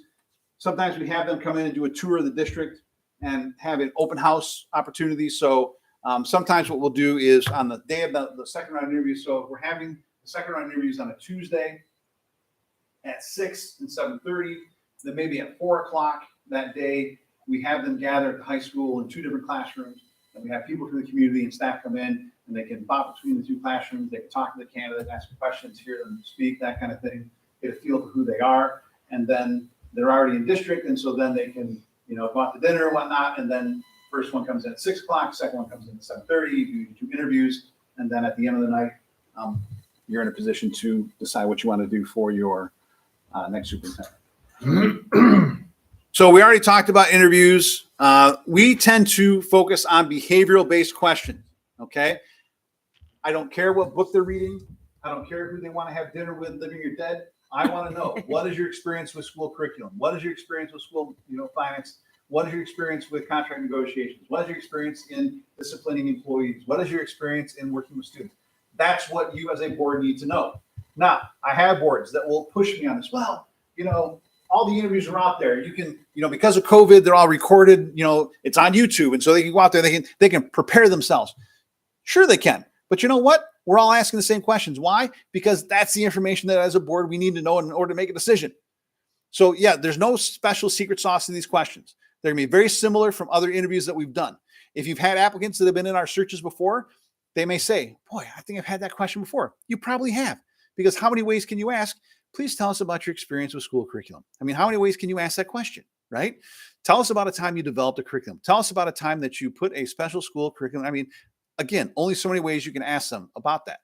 So there's really no special sauce to that. It's in the answer. So if they completely don't answer the question, then that's one of 2 things. They're either not listening or they don't have anything to say about that. And they're trying to, pull one over on you. Hopefully they won't recognize the fact that I haven't talked about curriculum in this whole question about what I know about school curriculum. I know you're not, and boards say, he didn't even answer that question about curriculum. No, he did not answer that question about curriculum. What does that tell you? He probably doesn't have a lot of experience in creating a curriculum. Yeah, that's probably it. What do we see in the resume? I don't see a lot of experience working in curriculum here. There you go. Okay, so if working in curriculum is something very important to you, then that may not be the candidate for you. Now, I will tell you that in some districts, they don't care that much because they've got a rock star director of curriculum. They really want somebody that has financial acumen because they're a district that is really struggling with finances. And so they're really concerned about experience in finance. They don't care about the curriculum. Conversely, we got a rock star finance director, but we're a pretty small district, and our superintendent is also our director of curriculum. They really need to have a strong curriculum background. So they're going to make sure that we really hammer home those questions on curriculum development. Okay. But again, behavior-based questions. Tell us about a time that you did this, right? Again, not what kind of tree are you? Who's your spirit animal? No, none of that. None of it. None of it. Okay. The interviews must not replace reference checking and due diligence regarding the track record of candidates. Again, they come in, they knock the interview out of the park, but all their references don't check out, or some of them don't check out and their materials are kind of shoddy or just not making sense. Then that's not a good thing. If they come in, fumble the interview, but everything else tells us, let's give them a second chance. I had a candidate during the first interview, I could just tell it was not going well. It was a big room. There were a lot of people in it. They didn't have mics, and the superintendent was very soft-spoken. And I had at least 2 board members that were hard of hearing, very hard of hearing. And I could tell they were struggling to hear the candidate. And I told the candidate after the interview, I said, if you get back for a second interview, I said, you've got to speak up. You've got to make sure that they hear you, because I said they're not. They're just not hearing you. That candidate came back for the second round interview and knocked it out of the park, and they could all hear the candidate because, again, they were speaking. So that was just a little, nudge that I needed to give that candidate. And I've had board members, well, I don't want you to prep the candidates. You want me to prep the candidates. Trust me. You don't want to see them at their, no. You say that, but you don't. That's not good. So we do everything we can to prep them. And when I say prep them, I mean, my prep goes kind of like this. Okay, so when you walk into the room, you're going to be seated at the end of the table here. There's a clock to your right to help you keep time. There's 7 board members in front of you. There's going to be a community off to your right. You're going to get about 15 questions. I've started to encourage boards to seriously think about giving the candidates the first round questions ahead of time, just so they can read through them and be familiar with them. Because again, we're not trying to surprise them. We're not trying to sneak attack them. They all know the kinds of questions they're beginning. So why not give them some time to think about this and prep themselves and come in and give you their best answer, right? And so at the very least, I'm going to have a copy of the questions in front of them so they can read them as you're going through the interview, so they don't have to do a lot of this. I'm sorry, could you repeat that again? They've got it right there in front of them, right? That's what I'm going to do at the very least. My preference would be, and I've started working on consultants to encourage them to work with the board to think about sharing those questions ahead of time. Again, because we just want them to be prepared, and we're not trying to surprise them in this process. Question. Yeah. When it comes to references, are you checking the references? So it's a Or do we combination. check them, or how does that So work? at the beginning of the process, before we've actually selected applicants, I'm going to do some backgrounds and vetting. And because I see every applicant that comes through, I'm going to let Mark know when I look through his pool of applicants, and I look through all the pools of applicants for all the searches that we do. I'll let Mark know, say, hey, this one, I've seen them in interviews, or I've talked to people who talk to them, and this is what I know about them. Mark will actually sometimes just call me and say, hey, look through my pool. What do you see? Because Mark has done quite a few searches, he might know some of the applicants as well, or maybe one of our other consultants will know the applicants. So we'll do a little bit of that vetting ahead of time. Between the first round and the second round, I don't know how Mark does it. I usually will then give some reference check opportunities to the board members. So I'll take a look at who they've listed as references, and I'll just check with the board. Hey, you know what? Is there anybody here that knows they're not going to be able to make any phone calls between now and the next round of interviews? You're going to be out of town. You're going to be busy, whatever. Okay. Nobody? Good. So I'll send you 2 or 3 phone calls to make, and then you can all make 2 or 3 phone calls, and I give you a list of questions that you can ask, take some notes. And then when we do second round interviews, at the end of those second round interviews, when we kind of do the recap, then, okay, so who had reference checks for candidate A? Okay, what'd you hear? And generally what you hear is, well, they're great. They're fabulous. So the big loss to the district. We're really going to miss them, blah, blah, blah. Every now and again, but not very often, every now and again, you'll get a nugget that'll be like, well, the one person I talked to said they weren't really sure that person's ready to be a superintendent. And I'm like, well, geez, either they are completely blindsided by that person, or they put the wrong person down for their, for their reference. Generally speaking, the reference checks are going to back up just about everything that you've heard so far. Are the reference checks, do you guys put the questions based on their behavioral answers? Yeah, so the second round, we're generally basing those second round questions on what we heard in the first round. So if we heard something about, maybe they talked about a program that they implemented in their previous district or in their current district, you want to hear more about that, then in the second round, hey, in the first round, you talked about that reading program that you put in place. Tell us more about that. How'd that work? How'd that come about? The second round, in our interviews, we tend to be, first round is very scripted. So 45, about 50 to 55 minutes, about 14, 15, maybe 16 questions. They're the same for each candidate. No follow-up questions from the board. So it's basically very broken. Question 1, question 2, question 3, answer, that's it. Second round, a little bit more open, a little bit more free, maybe 10 questions, opportunity for follow-up, opportunity for questions from the community, much more conversational. We didn't hear a lot about your experience with school curriculum in that first round. Tell us more about your experience with school curriculum. And what I tell my candidates is I always tell my candidates, if you don't know the answer to a question, or if you don't have something to contribute, be honest about it. Don't try to deflect. Don't try to talk about something else, hoping they don't notice. Just let them know. You know what? Honestly, I just don't have a lot of experience in curriculum. That's just not one of my strong suits. I started as the business analyst, and then was eventually the accounting supervisor, and then I became the finance director, and then I became deputy superintendent for operations. But I didn't come up through K-12 teaching, so I really don't have a strong experience in curriculum. Okay, as a board, you can be like, okay, we understand that. But that's a heck of a lot better than, well, in curriculum, yeah, I oversee the budgets for curriculum. That kind of counts, right? No, it doesn't. Don't say that. Say, you know what, that's not really something I have a lot of experience in. And that's why, when I say I coach my applicants, that's what I'm going to coach them on. Answer the question as it's asked. And if you don't have an answer, don't make something up on the spot. Don't lie. Don't obfuscate. Don't try to deflect. Just answer it. Nope, sorry, that's not me. Hey, Jay, question for you. So when you said that we check the references, then do we then funnel that back through Cheryl and then the entire board sees that feedback? No, so when we have that meeting, those second round interviews, I'll just say to the board, so Tammy, you had some reference checks for applicant A, what'd you hear? And then you go, well, I heard, and then we'll just report it right out in the board. Okay. Yep. And we don't name names. You just say, well, I checked his references, and I heard from one of his previous supervisors that he was one of their best employees, this and the other, and I heard from another supervisor, I heard from a colleague, and that's all we do. We just have very general speaking. We don't have to name names or anything like that. Okay. So as I said, first round interviews, 5 to 7 candidates. We create that controlled environment. We ask those behavior-based questions. We refrain from follow-ups. Generally, we do this over 2 evenings. Every now and again, we'll have a board that doesn't like themselves very much and wants to do it over a Saturday. The reason I say that is because that's 3 interviews and then lunch and then 3 interviews. And it's a long day. So every now and again, I get a board that really just wants to do it that way because they can't give up 2 nights a week. That's fine. We'll do it. But my recommendation is do 2 nights. So you do 3 interviews on one night, 3 interviews on the other night. The second night can be a little bit longer because you're trying to then decide who you want to bring back for second round, so that the sessions can go a little bit longer in that second round, that second night. But if you're available and we can start at 5 o'clock, that's great. That's a little bit earlier that we get you out. If you can't start till 6 or 6:30 or 7, that's okay. That just means it's going to be a little bit later tonight. So just something to work with your consultant on. All right. So during the interview phase, your search firm is going to screen candidates. You'll review the resumes, ensure confidentiality. Search firm facilitates the process. You'll identify who you want to interview. District posts meetings.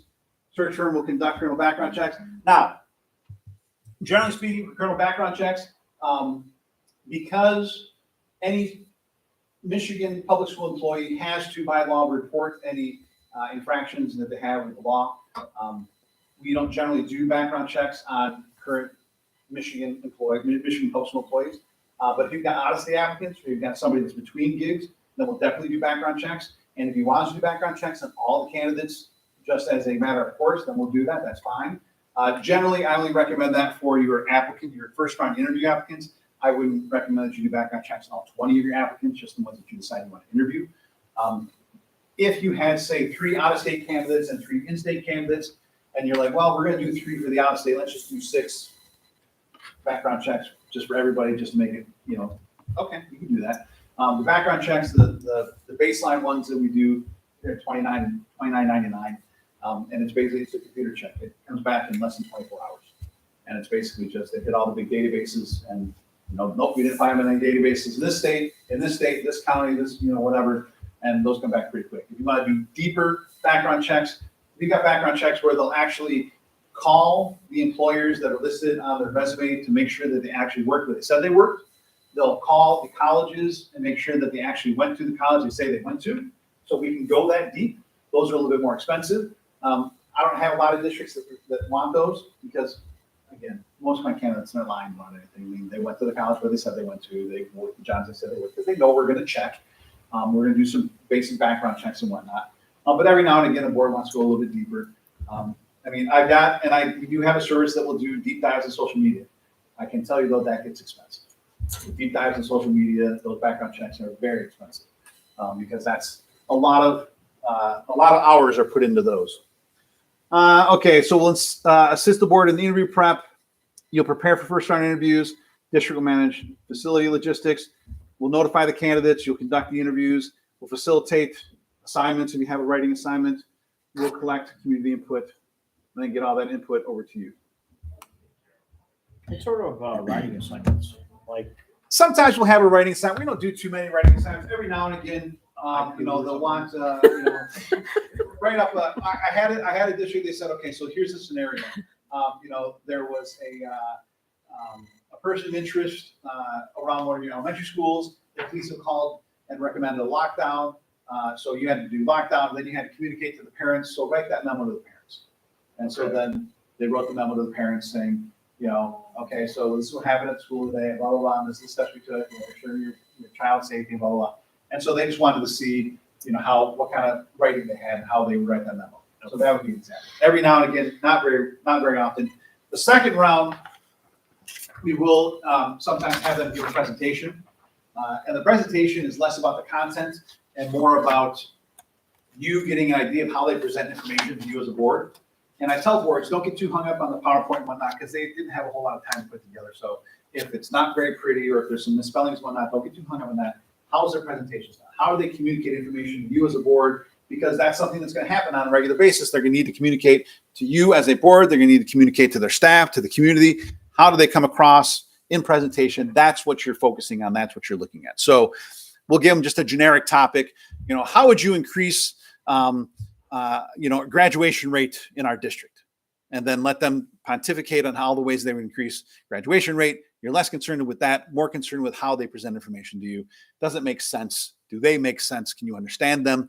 Is it all about edu-speak and they're just completely talking over your heads? Then that's an indication of 2020 sucked, right? Is questions like, how did you handle the pandemic at your existing district something that people ask? It is not as much anymore, just because we're, it's sometimes it's more along the lines of, now that the pandemic has passed, now that we're kind of through that, and we know that there's learning loss, what are you doing to deal with that learning loss?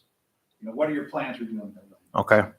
So how did you, we try to stick to those behavior-based questions. How did you, we try to stay away from forecasting the future, because I You can never say know, anything yeah. I want about the future, right? I think it's gonna be fantastic. We got this. We'll be just fine, right? And, so we want to stick to concrete things, but we can ask them a little bit. That's another reason. So sometimes you'll hear about, superintendents coming in with 120-day plans, 90-day plans, things like that. I generally discourage the 90-day, 120-day plans because, again, they're making a bunch of promises that you have no idea. They have no idea if they're going to be able to keep them, right? To me, the first 90, 120 days, you're just getting to know where everything is and who's responsible for what, and where the buses are and where they go and how they run and what times the buses come and go and all that kind of stuff. So that's just getting to know the district. That's your first 90 to 120 days. If somebody comes in with all these grand proclamations, all these things they're going to do, I look at them kind of like, really? You haven't even gotten the job yet. You're already telling us they're going to come in and make all these changes. Isn't that kind of presumptive? And so that's why I try to kind of steer away from them, because I found that it creates more problems than it solves. And I've seen too many candidates really step in it. I saw a candidate come up and during their presentation pulled up the district academic rates and talked about, well, I can see what your problem is right here. And then started talking about how they were going to fix it. And I'm like, are you kidding me? You're trying to get the job. You don't look at the board and say, I can see what your problem is. This is how I'm going to fix it. So I try to avoid those situations by not having them do those kinds of things. So that's why I try to stay away from those 90-day, 100. Sometimes they just come in with them. They're like, here, I've got this plan. I mean, all right, you got it. You want to share it with the board? Go ahead. If you'd asked me ahead of time, I would have told you, don't do it. Second round, 2 candidates. We talk about tour of the district, having that informal reception if we want. more casual conversational during that second round, exploring our strengths and concerns, and then follow-up questions. We're going to talk about that. Feel free to research those candidates between the first and second round interviews. And then again, if you get any of those concerns, please share that with your search consultant. So during that decision-making phase, we want you to coalesce around the candidate that you think is most likely to be successful, offer that position, negotiate that agreement, and then have that public announcement. So this process generally works like this. You as a board at that final meeting there, you make a motion. I move that we enter into contract negotiations with candidate A. Second vote, and either passes or it doesn't. If it passes, then boom, candidate A, you're going to start contract negotiations. Generally, the board president and maybe one other member of the board will start working with the applicant on a contract and salary and all that kind of stuff, have the attorney vet it, and then that final contract needs to be brought back to the whole board for passing. Okay, so one or two of you can work with the applicant on the contract, but the final contract has to come to the full board for passing. Okay, and then at that point, after you pass the contract, you're off and running. So predictors of success, we talked about this, their leadership context, their cognitive function, their past performance. We have some testing that we can do that we offer. We've got some tests. We've got a DISC assessment, which is kind of that, shows their preferences for how they communicate and their communication styles. We also have a test that's called the Achiever, and that test is more of a it's not an IQ test. It's just kind of more of it shows us their preferences in how they do things. It shows us a little bit of their cognitive ability. I've taken the test myself. I mean, there's one section where it's literally rows of numbers, and you have to find the numbers in a certain amount of time, and that's basically just kind of testing your cognitive and your numerical familiarity and things like that. So it gives us another data point, is basically what it is. And it's nothing that you have to do. It's something that occasionally districts want. They're just like, hey, we just want as many data points as possible. So yes, we'll do the testing. Yes, we'll do this. Yes, we'll do that. Again, additional costs for those things, but we will never do any of that kind of work, any of those additional costs without checking with the board first. So I'm never going to make a unilateral decision. Mark's not going to make a unilateral decision to do the testing without checking with the board first. We're not going to post it in any of the places that cost money without checking with you first. Okay, if we think that there's somewhere we could post it that would be advantageous to you as a district, we're going to talk with you and talk with the board about it, and then we'll go forward as long as you understand the cost of that. And we're not going to make any recommendations or charge anything without running it by you first. Okay. There is a positive correlation between superintendent tenure and student achievement, and those positive effects can begin as early as 2 years into the superintendent tenure. So during this decision phase, search firm is available to answer questions, facilitate your decision-making process, and then notify the candidate. The board is considering those site visits, deciding on the candidate to be offered the position, voting on a superintendent contingent upon negotiation, then negotiating that contract, and then again, always making sure that we check with our local legal. We talked about salary range. One of the things that we as an association, we offer follow-up workshop.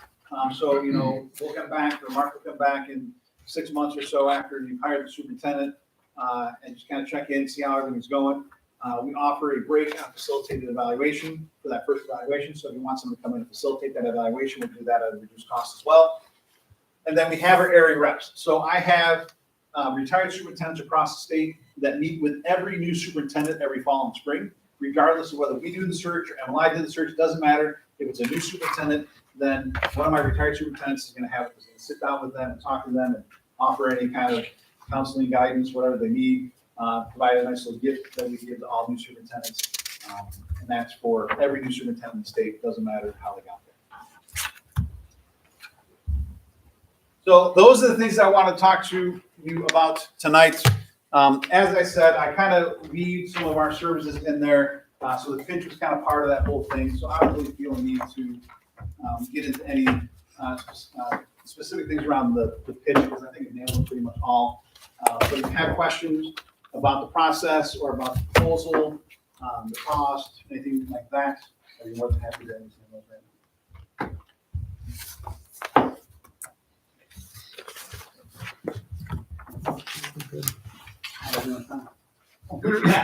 Yeah. Killed it. Yeah, again, I've given this presentation a time or two. So next steps for you is to, consider, what that internal process looks like. That's something you'd like to do. Consider, what search firm you'd like to go with. If you would, like to move forward with MASB, then you just need to let me know and we'll get this, contract signed from you and we'll get Mark up and running. If you're just waiting to kind of fill some things out, then, whatever, take your time and just let us know when you're ready to go. We'll go from there. Anything else I can do for you tonight? Thank you. Thank you very much, Jay. You bet. Thanks for having me out. Again, sorry for being a little late. Thanks for being a little early. Yeah. It's no problem.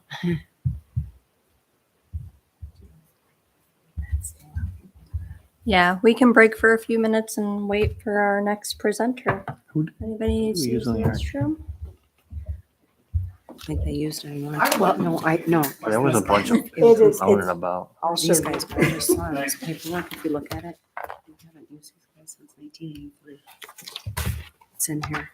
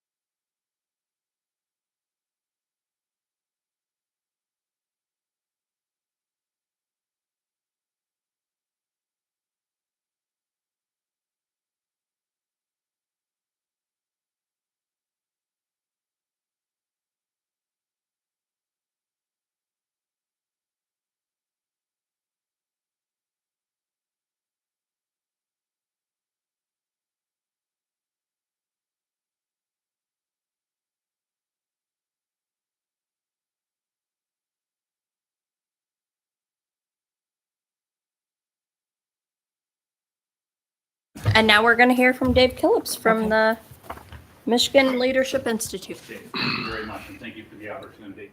A little bit about myself first. I've been in education since 16 years old when I started teaching at a community college when I was 16. So, okay, yeah, there's the look. I don't know. That happened. You know Paul Harvey, right? The rest of the story. So I grew up in Ludington, Michigan, and West Shore Community College was a brand new community college at the time. And I was pretty good at tennis, so they asked me to teach their tennis classes. So I wasn't an astrophysicist or anything, but I did start when I was 16 and have been in it ever since. So into my 6th decade dealing with it. So it's been around a while.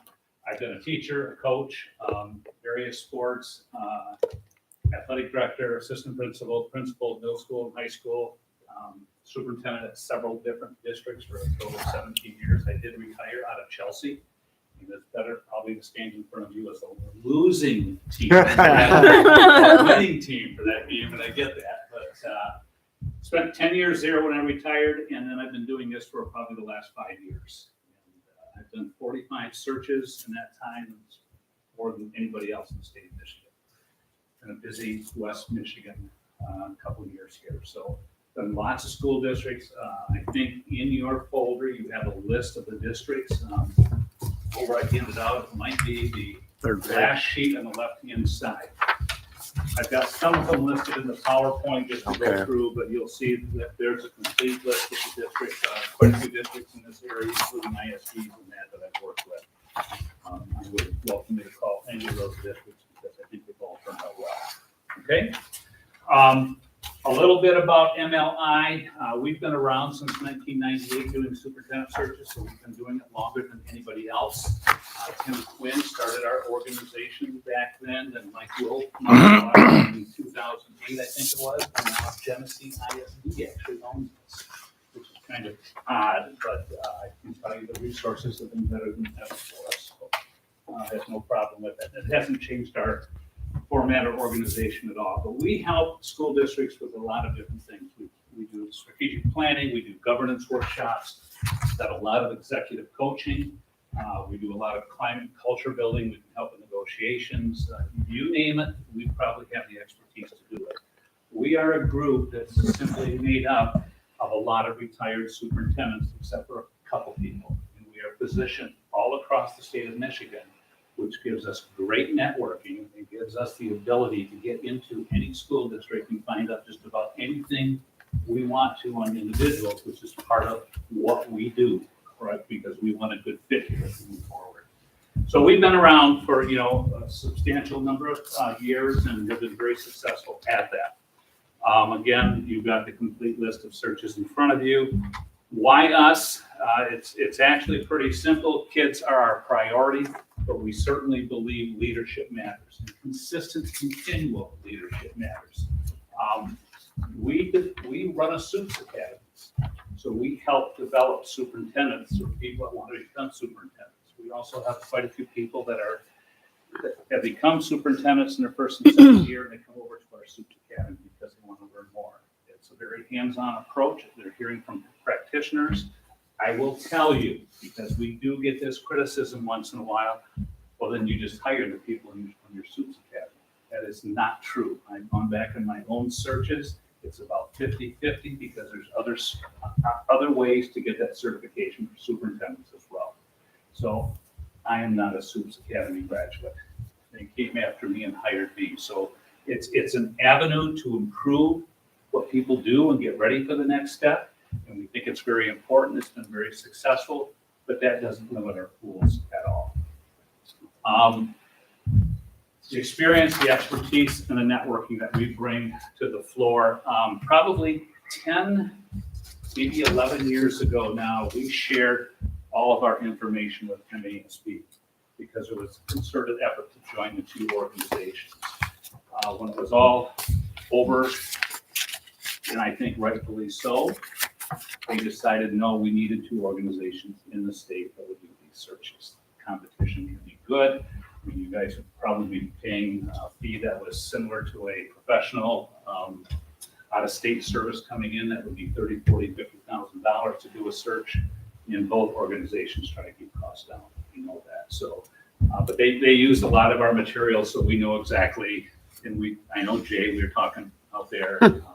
We work together an awful lot. But we have done over 450 searches in the state of Michigan. I bet it's closer to 500 now.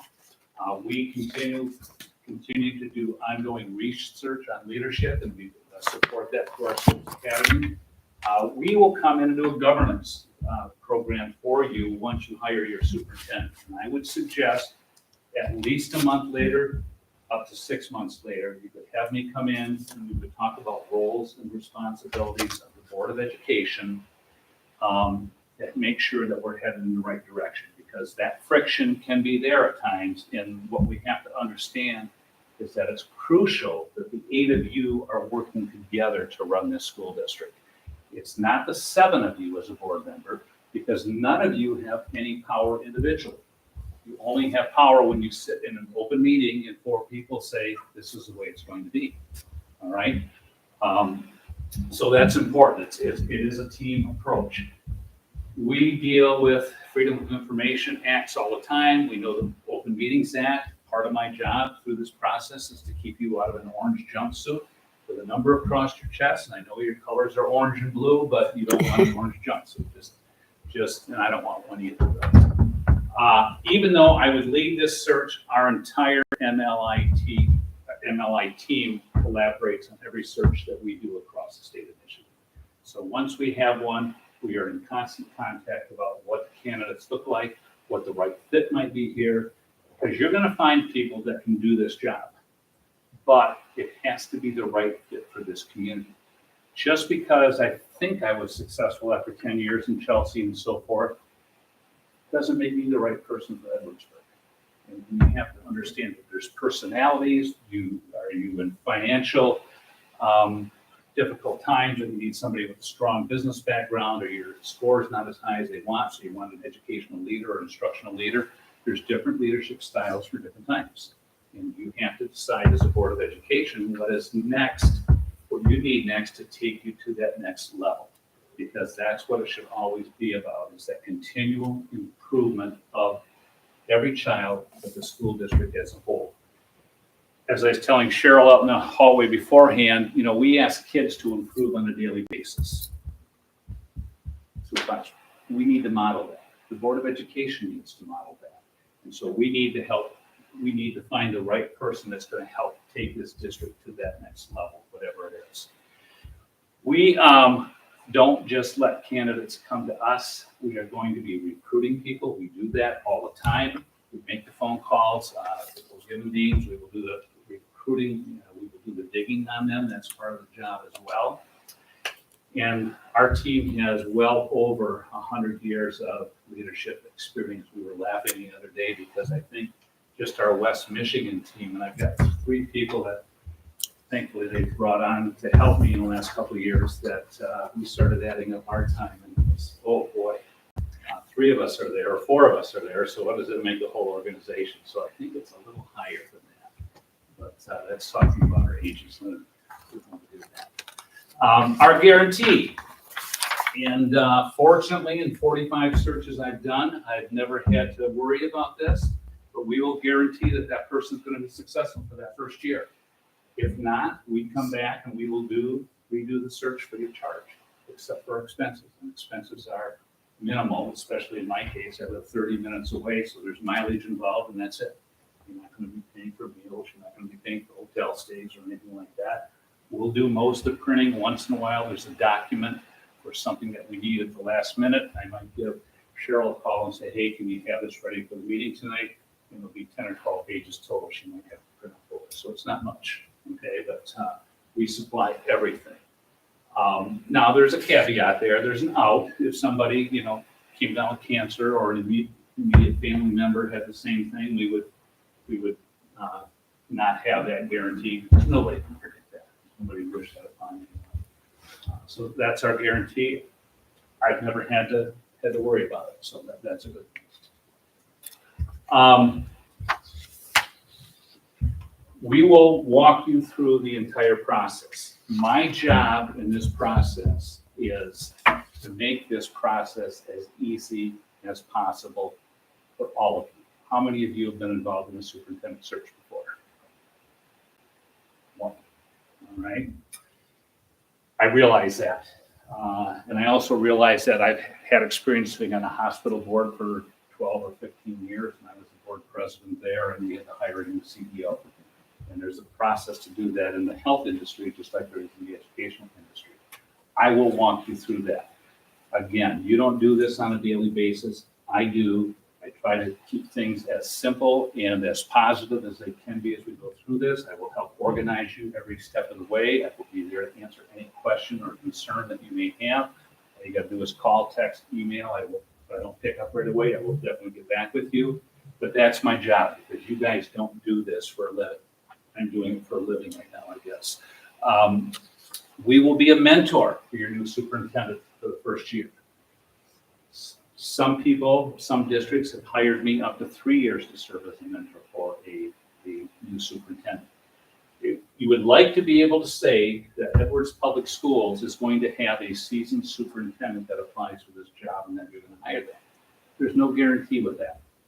Just as some of you are rookie board members, and I was giving Kevin a hard time because the R on his forehead.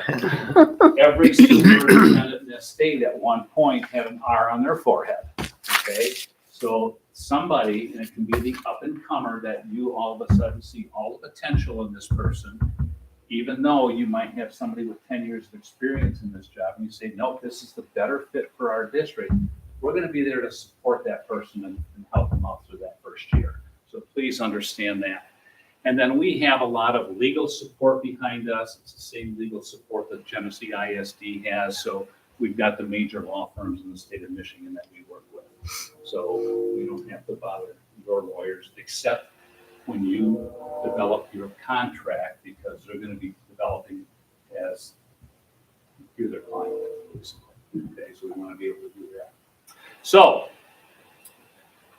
the proposal itself, here's where I think I would rather go to a calendar. I think it's easier to explain and for you to follow, just so you can see what time is involved and what a search might look like.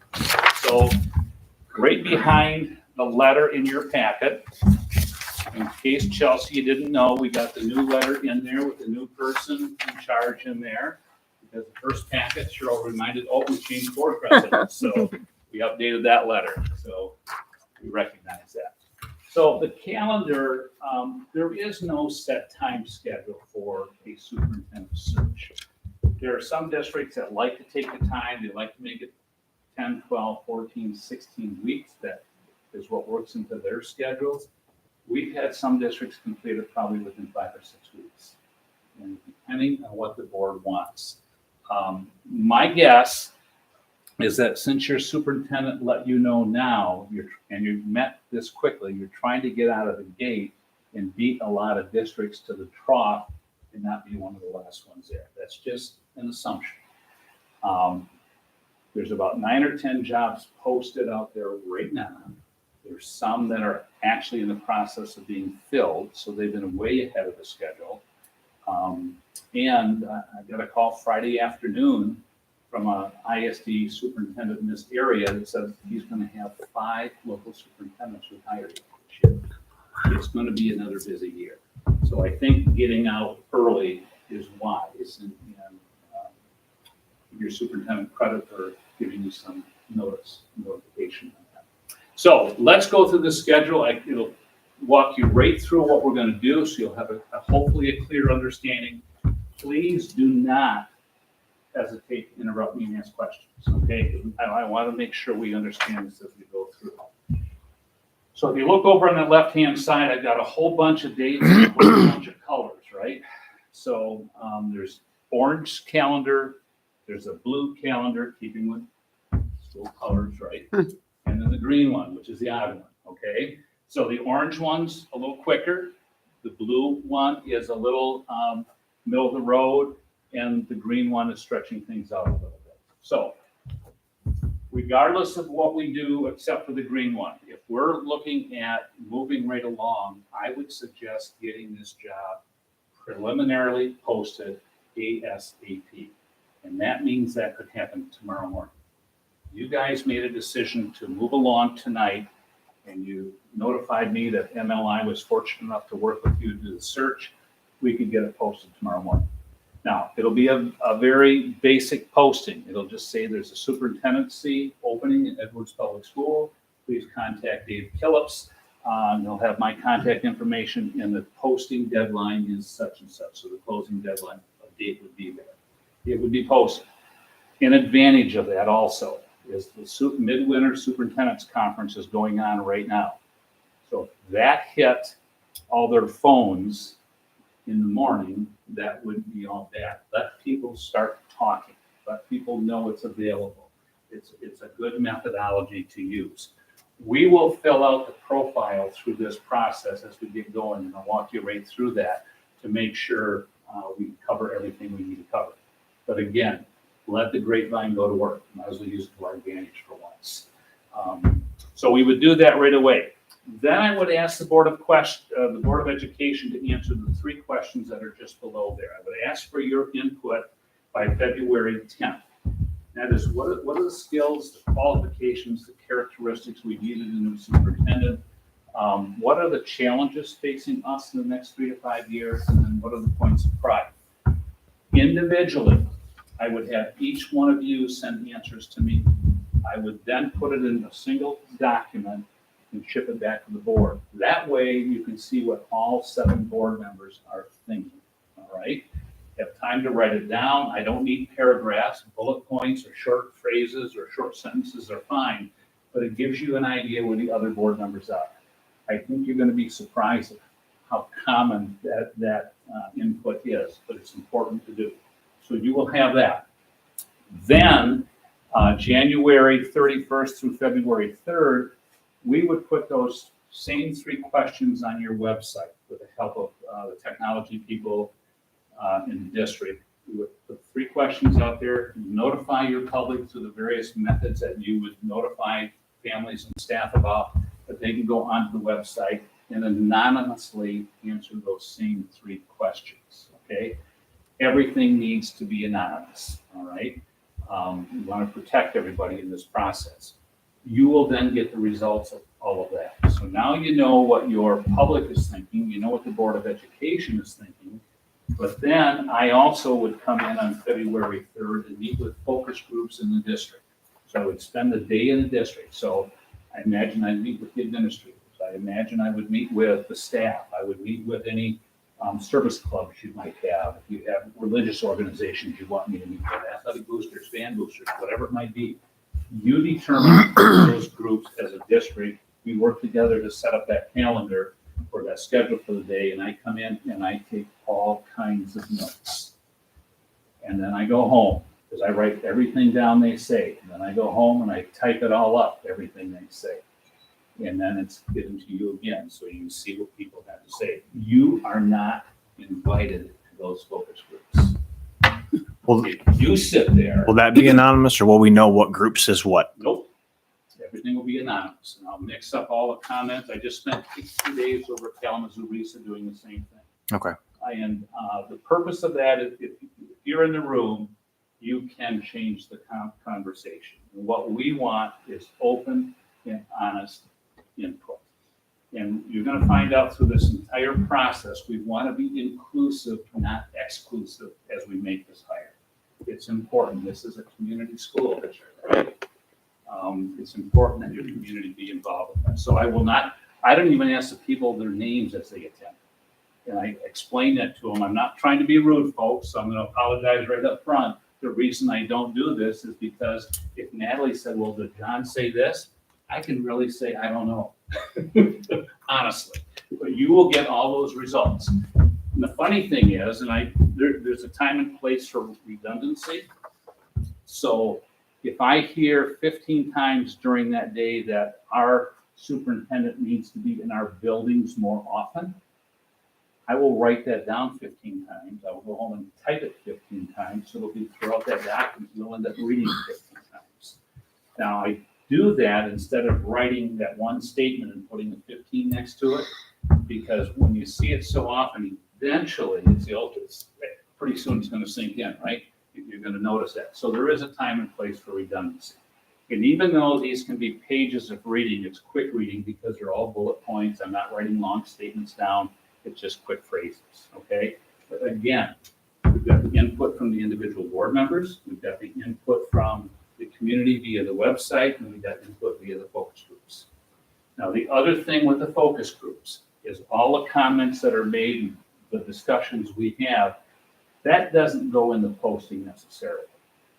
A lot of that information helps me as I talk to candidates about this position, because that's important too. Candidates are going to want to do their homework on this place as well. It's not a one-way street. You guys, it's got to be a good marriage between the superintendent and the Board of Education. So it's not you guys just picking, they have to make sure it's a good fit for them as well. And we all want that, I think. That's important for all of us. So those are the three input things we get right off the bat. So then on February 8th or before, I would get that final posting and profile out to the various posting sites. You would view it first, okay? So we'd come to you. I would ask you not to wordsmith everything in it, because if we do that, we'll never get the final document done. In all honesty, I can probably write 90% of it right now, because my guess is you want somebody that loves kids, you want a good communicator, you want somebody that's accessible, visible, approachable. I mean, there's a lot of things that go into that that are going to be common with any school district. But what does Edwardsburg have that's going to differentiate it from other school districts? That's important to put it in there too. The district will give me some basic information on enrollment stats, financial stats, a little bit right about the district, but then we'll have that ready to go. I'll ship it out to you. I'll say, okay, please look it over as soon as possible. I'd like to put this out, midday tomorrow or whatever. You get back to me, looks fine or whatever, or whoops, I found a mistake. There should have been a period here, or I misspelled a name. We'll try to get that as correct as possible. That'll be in front of Cheryl too, the proofreader for us. Okay. So that's on the site. All this time, you've got candidates potentially calling me, or I'm calling them, having conversations about Edwardsburg and why they might be or not be a good fit for them. All right. So that happens then. And then March 2nd, we'd have the posting closed. So it's posted for 6 weeks. Going back a number of years ago, it was standard to post things for 12 weeks. Technology has changed our world a little bit. All right. So the information is out there. It's like getting the posting out tomorrow. The reason to do that is we've got an audience that's together. We might as well take advantage of it. Posting would close March 2nd. We would meet with you on March 8th. To go through the candidates. That's going through their resumes, their application material, their letter of interest. We do not ask and have not asked for a number of years of letters of reference. Everybody looks at me like, why not? Have you ever read a bad one? Okay, I don't need more reading. We're going to make the calls. We're going to make the connections. We're going to ask the questions that we need answers to. It shouldn't be a contest of who can have the nicest letter presented to the Board of Education that somebody else has written. All right? So we'll find out the good, bad, and ugly on everyone. Nobody's perfect. Okay? Please understand that. Nobody's perfect. If you've been an administrator in a public school district, I will guarantee you, if you're doing your job, you have made a decision that has stepped on somebody's toes. I mean, even calling snow days right now isn't acceptable to everybody, is it? Some people want their kids in school no matter what. So we want to make sure that we understand what these candidates are about, what's driving them, and all of their information is going to stay confidential. Okay, I cannot ship it to you ahead of time because on the application, they are going to be able to answer a question that says, would you like to keep this material confidential? That follows the Open Meetings Act. If they mark that yes, they're asking us to go into closed session to discuss everything. So that meeting on the 8th, the vast majority of it is going to be in closed session. All right, because we'll be reviewing applications. 100% of the applicants that I've dealt with have asked to be in closed session. I would anticipate that would continue. Once in a while, we get somebody from out of state. They don't understand the Michigan law, so they put no, it doesn't matter if it's confidential. So I call them and say, okay, this is what it means. The board's going to discuss you out and open in front of the press, in front of TV stations, whatever it might be. And they say, well, I don't want that. They send me an email or a text that you want to change that answer. So I have a record of it. But we need a record to go into that closed session. But I will guarantee you as much as I can that 100% of people will do that. While we're in closed session, you'll be reviewing that material. So that can be a long meeting. So I would suggest starting that meeting as early in the evening as possible. A lot of boards started at 4 or 5 o'clock if they can. I don't know what works for this board, because there can be a lot of reading. But you cannot deliberate and you cannot make any decisions in closed session. Okay, so Chelsea, you can't ask Tammy what she thinks about a certain candidate. Or I like this financial acumen of this candidate versus this candidate. You can ask me clarifying questions of what I have found out of the candidates and what this means.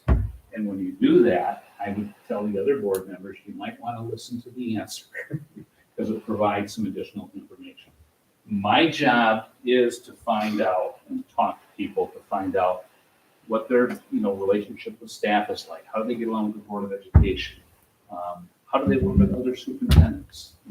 We back off on people we talk to. It's very, very important to understand what type of person you're having coming in the door. Once we're done going through those applications in closed session, we will then come out into open session. Then you're going to have a deliberation period of who you're going to invite in for an interview. There is no set number. You make the decision of who you want to interview. I will supply you with information, but you make the decision. You don't make any decisions through this process. I don't have a horse in the race. That's not the position I'm in. You're the Board of Education. All these candidates will usually be numbered 1 through 15, whatever it might be, not in any particular order. So 1 isn't any better than 2, and 2 better than 3, and so forth. So you go back and forth. We ask you to use numbers, not names, as you're deliberating. And finally, Tony might make a motion. I'd like to interview candidate 2, 4, 6, and 8. That passes. Okay. I would step out of the room for all of 5 minutes is all it's going to take me. I will call those 4 candidates because I've had plenty of conversations ahead of time with them, so they know I could be calling them this evening. And ask them, do they accept an interview, and then what time slot they want. So I walk back in the room, and I can announce who you're interviewing, what their current position is, and when they're going to interview. Okay, so everything's laid out. I will have a press release ready to go. I will have a few blanks to fill in because I don't know who you're going to pick for sure and what times people are going to be. I will send that to an email to Cheryl immediately. She can disperse that to the staff, to the news medias, or whatever you want to, so that'll be instant information. The staff will want to know what's going on. Absolutely. So again, we want to communicate well. We want to get information out there. We want people to be brought along in this process. So then you have the interviews. The first round is scripted. Okay, so everybody's going to get the same questions in order for us to stay away from discrimination completely. You will have an opportunity for input on those questions. I will give you a bank of questions to help you through that, but we can also accept questions that you write as long as they're legal. All right, and we'll go through that. Again, that orange jumpsuit. But we'll walk you through that process. And then the night of the interviews again last about 75 minutes, approximately 20 to 24 questions in them. I do not believe in asking 3 questions on finance and then 3 questions on instruction and then 3 questions on communication and so forth.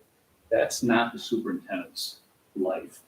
There might be one on finance and there might be one on communication and there might be instruction or whatever. So we're going to fire at different angles, different arrows all the time to make sure that they're consistent in their answers and so forth. I sit through every interview. I will take notes on every interview. I have had candidates get in front of boards and feed them a line. And I will let you know that if that happens. Okay, that's part of my job too. I'm not gonna, I remember one candidate telling the board how bond issues worked. I don't know what state he was working in, but that would have put everybody in jail. Okay, I've been around enough. I've done this job long enough. I think I know it fairly well. I know what's right and wrong. And if we have any red flags during the interview or throughout this process, you're going to know about it. How often does that happen? It's probably only happened 2 times to me, Oh, wow, okay. so not very often. I mean, the logical thing, and we help coach these candidates so they know what to expect from an interview too. But as a high school principal going for a superintendent, and they ask them about a bond issue, for example, the honest answer probably is, I've never led one. However, I have some networking people I can go to or resources I can go to help me gain knowledge and understanding and so forth. You very rarely find somebody that knows everything about everything. And if Right. they do, you probably don't want to hire that person. That's what they think. So it's we watched it pretty carefully. And if somebody took you down that road, I would let you know. Or they tell you something that, oh yeah, this is what we did in our district, and I know for a fact that it wasn't the case, I would let you know that. Okay? I got to be careful on how I do that, but I need to communicate with you guys. I don't want anything hidden here. It's full transparency for the board and for the candidates. I mean, if we walk in here and I'm working with you guys and I find out that, boy, this board, we got 3 members that their screws are a little bit loose. I have to convey that. I have to say it can be a difficult board to work with because of such and such, and let them know. Because again, it takes that right personality to come in here to be successful. So it doesn't do any good for the candidates to present themselves one way when they're really not that way, or for the board to do that. Again, it's got to be a good marriage. So with your proposal, we're not going to have an internal search and an external search. It's a search. Well, we can talk about that too. Okay. Okay. If you have internal candidates that you are interested in, I'm not saying internal candidates that want to apply. I don't believe in cursory interviews. Mhm. Okay, not at all. If you're not going to hire them, you need to be upfront right away. Otherwise, you're leading along and you're wasting a lot of people's time.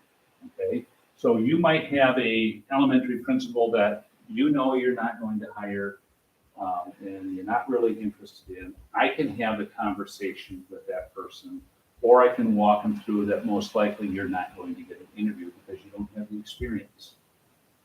If you have internal candidates that you are sincerely interested in filling the position, there's a couple different ways that can be handled. Thornapple Kellogg, for example, when we did that, they decided they wanted to only interview the one internal candidate. We can do that. And then you make a decision, yay or nay. All right? The downside of that is when your community comes to you and asks you the question, how do you know you hired the best person possible out there? You can't honestly answer that. You might have hired a darn good person and everything else, but you know you hired the best person possible. So most districts that I've been working with have decided that if they have strong internal candidates, they want to match them up against the other candidates and take them through the process. Mm-hmm. That does also, it also does some good things for the internal candidate that they get the job. They've won the job. They were selected by the Board of Education because they were the best. Because if this internal person had some anti-people against them, if you just anoint them, they can remain anti, right? But if they've won the job in a fair and square fight, so be it. All right? Determination you have to make. We can go either way. It's just a matter of what way the board would like to go with that. If you do internal only, we will decrease our price significantly. Okay, because there's a lot of time that's taken off. Dave, so in in what you're representing here in this timeline, from a perspective of the internal candidates, I guess my question is, would we just put this posting out like what you're saying? Then we would be notified that we have internal candidates that are interested, or how does that work? Do you think you have internal candidates that are interested? I would say so. You think so? Yeah. You think so or not? I would say at least a couple. So, but that's, when I look at this, I look like we're just gonna put a search out, and internal and external can all apply at the same time, and we vet them together. That is the most common option right now that boards have done. But like I said about Thornapple Kellogg, Mhm. they had an outstanding assistant superintendent that, in my mind, was rightful to go through that interim, but they still wanted to hold a public interview. They still thought that was important. And so we went through that process, and they still hired that person, but we didn't, the search was cut off at that point then. Mhm. So that didn't happen. This is just written in pencil, right? Not ink. Yeah. It's Because just, March 13th, I just told you out there, I'm a tax assessor. That's March voter review week. I can't make anything that week. Not a meeting. So here's what we run into in the calendars. Calendars can be difficult to set, okay? And now there's 3 weeks, which is blowing my mind. Usually the last week of March and the first week of April are off limits. Spring break, yeah. Spring break. I haven't seen a Board of Education yet that wants to give up their spring break to interview candidates. And I haven't found a Board of Education yet that has asked a candidate to give up their spring break. Berrien County now, most of those districts are using that third week in March as their vacation. So it starts complicating things. Now, the other thing that'll happen, and that's good to know, because those are the things I need to know as we put a calendar together. I mean, the 20th on, giddy up. Yeah, the 20th on, we're going to be into those dead periods. The other thing that can help move things along, though, and I've had several school districts do this, and the last one was Hamilton. They decided to hold their interviews on a Saturday. He said, we need to get this done. We need to stay ahead of the curve. So we're going to give up our Saturday. We're going to have all the candidates. I think they had 4 or 5 they interviewed. So they did like 3 in the morning, had a lunch break, brought 2 more in the afternoon, and held the final interviews the following week. Okay, so those are considerations as well. It may not be a bad way to go with, I think Jay probably told you the same thing. There's a number of districts that we have a good idea are going to pop. And, now, I mean, I don't care, I guess. It's up to you guys. I just can't make that week. I mean, I'm in meetings every night till. yeah, I think it's important to have all 7 board members in. Because even if you missed one night, Kevin, I think the problem would be, okay, the rest of the board has seen 4 or 6 candidates. You've only seen 2 candidates, or part of them. How do you make a decision on who moves forward into the final round? Okay, and legally and ethically, there's 2 different questions. Legally, as a board member, you can still vote. Ethically, should you, when you haven't seen all the candidates? I wouldn't, yeah. That's the question there. But we would work out a calendar. Now, I will tell you, I've got a number of searches going on right now, so I might have to have some of my colleagues help out a little bit. I've got 3 people that are in Western Michigan that Andy Engel is out of Grand Haven. Becky replaced me in Chelsea when I first retired. Tom Tenbrink is a longtime superintendent in Jenison. Is absolutely nothing but quality. And Pete Haynes used to be the Ottawa ISD superintendent. So we might have to get some help because of conflicts and so forth, but we would work that out with you guys. How often are these candidates interviewing for multiple positions? It can happen. It can happen. Yeah, but that's another thing I personally place some weight on. Are you just applying to see what sticks? That's not what we want. If they're applying in Edwardsburg and they're applying in Hamtramck and they're applying in Detour or Rudyard, Michigan, what's the connection? They were applying in an Edwardsburg or a Chelsea and maybe a St. Joe. You could see they're looking for a certain standard of a district and community. That's a little different. But we're going to see three types of candidates that come forth. There's going to be the bottom pool, which is going to be they apply for every job that's out there. Like a couple of years ago, I had 2 teachers applying for a job, a first-year teacher and a second-year teacher, and both had been let go from the district, but they were applying for superintendencies. How much time do you think boards of education spend on those applications? Zero. Okay. The middle group are probably the people that check most of the boxes you're looking for. Reference checks are excellent. And that's that up and comer you might be looking for. Okay. I mean, somebody gave me a break to get started. Somebody gave every superintendent they saw. It's like hiring teachers. If experience was everything, we would all go out and hire experienced teachers with everything. But once in a while, you see that 22, 23-year-old person in front of you say, boy, we like the fire under them. We like the glitter in their eyes. We like what they have to say instructionally. We think that would be a great addition to our team here. And so you hire him or her for the position. So you've got to balance that out. The top group is going to be the group that checks the vast majority of the boxes and has excellent reference checks. Okay, and I'll divide those up for you. Okay, and you'll see the rationale behind and why I have them. But again, I don't make any decisions on who you interview or who you hire. That's strictly up to the Board of Education. But I don't think you're going to see somebody that's in the bottom group that was just fired for sexual harassment or embezzling money. I don't think that's who you're looking for here. Tell me if I'm wrong, but I just got. Man, you figured this out. Really Yeah. So, and then after we have the first round of interviews, that last night of interviews, we will have an open discussion on who we're going to bring back for finalists. And again, there's no set number. Some districts, most districts bring back 2, but not all. I've had districts that wanted to see 3, and I've had districts that just, hey, we think we found the person we want. We only want this person back. That's okay. Again, that's your decision as we move forward, but there are no set numbers. I've never had a district interview more than 6 in the first round. I've had districts go down to as few as 2. Okay.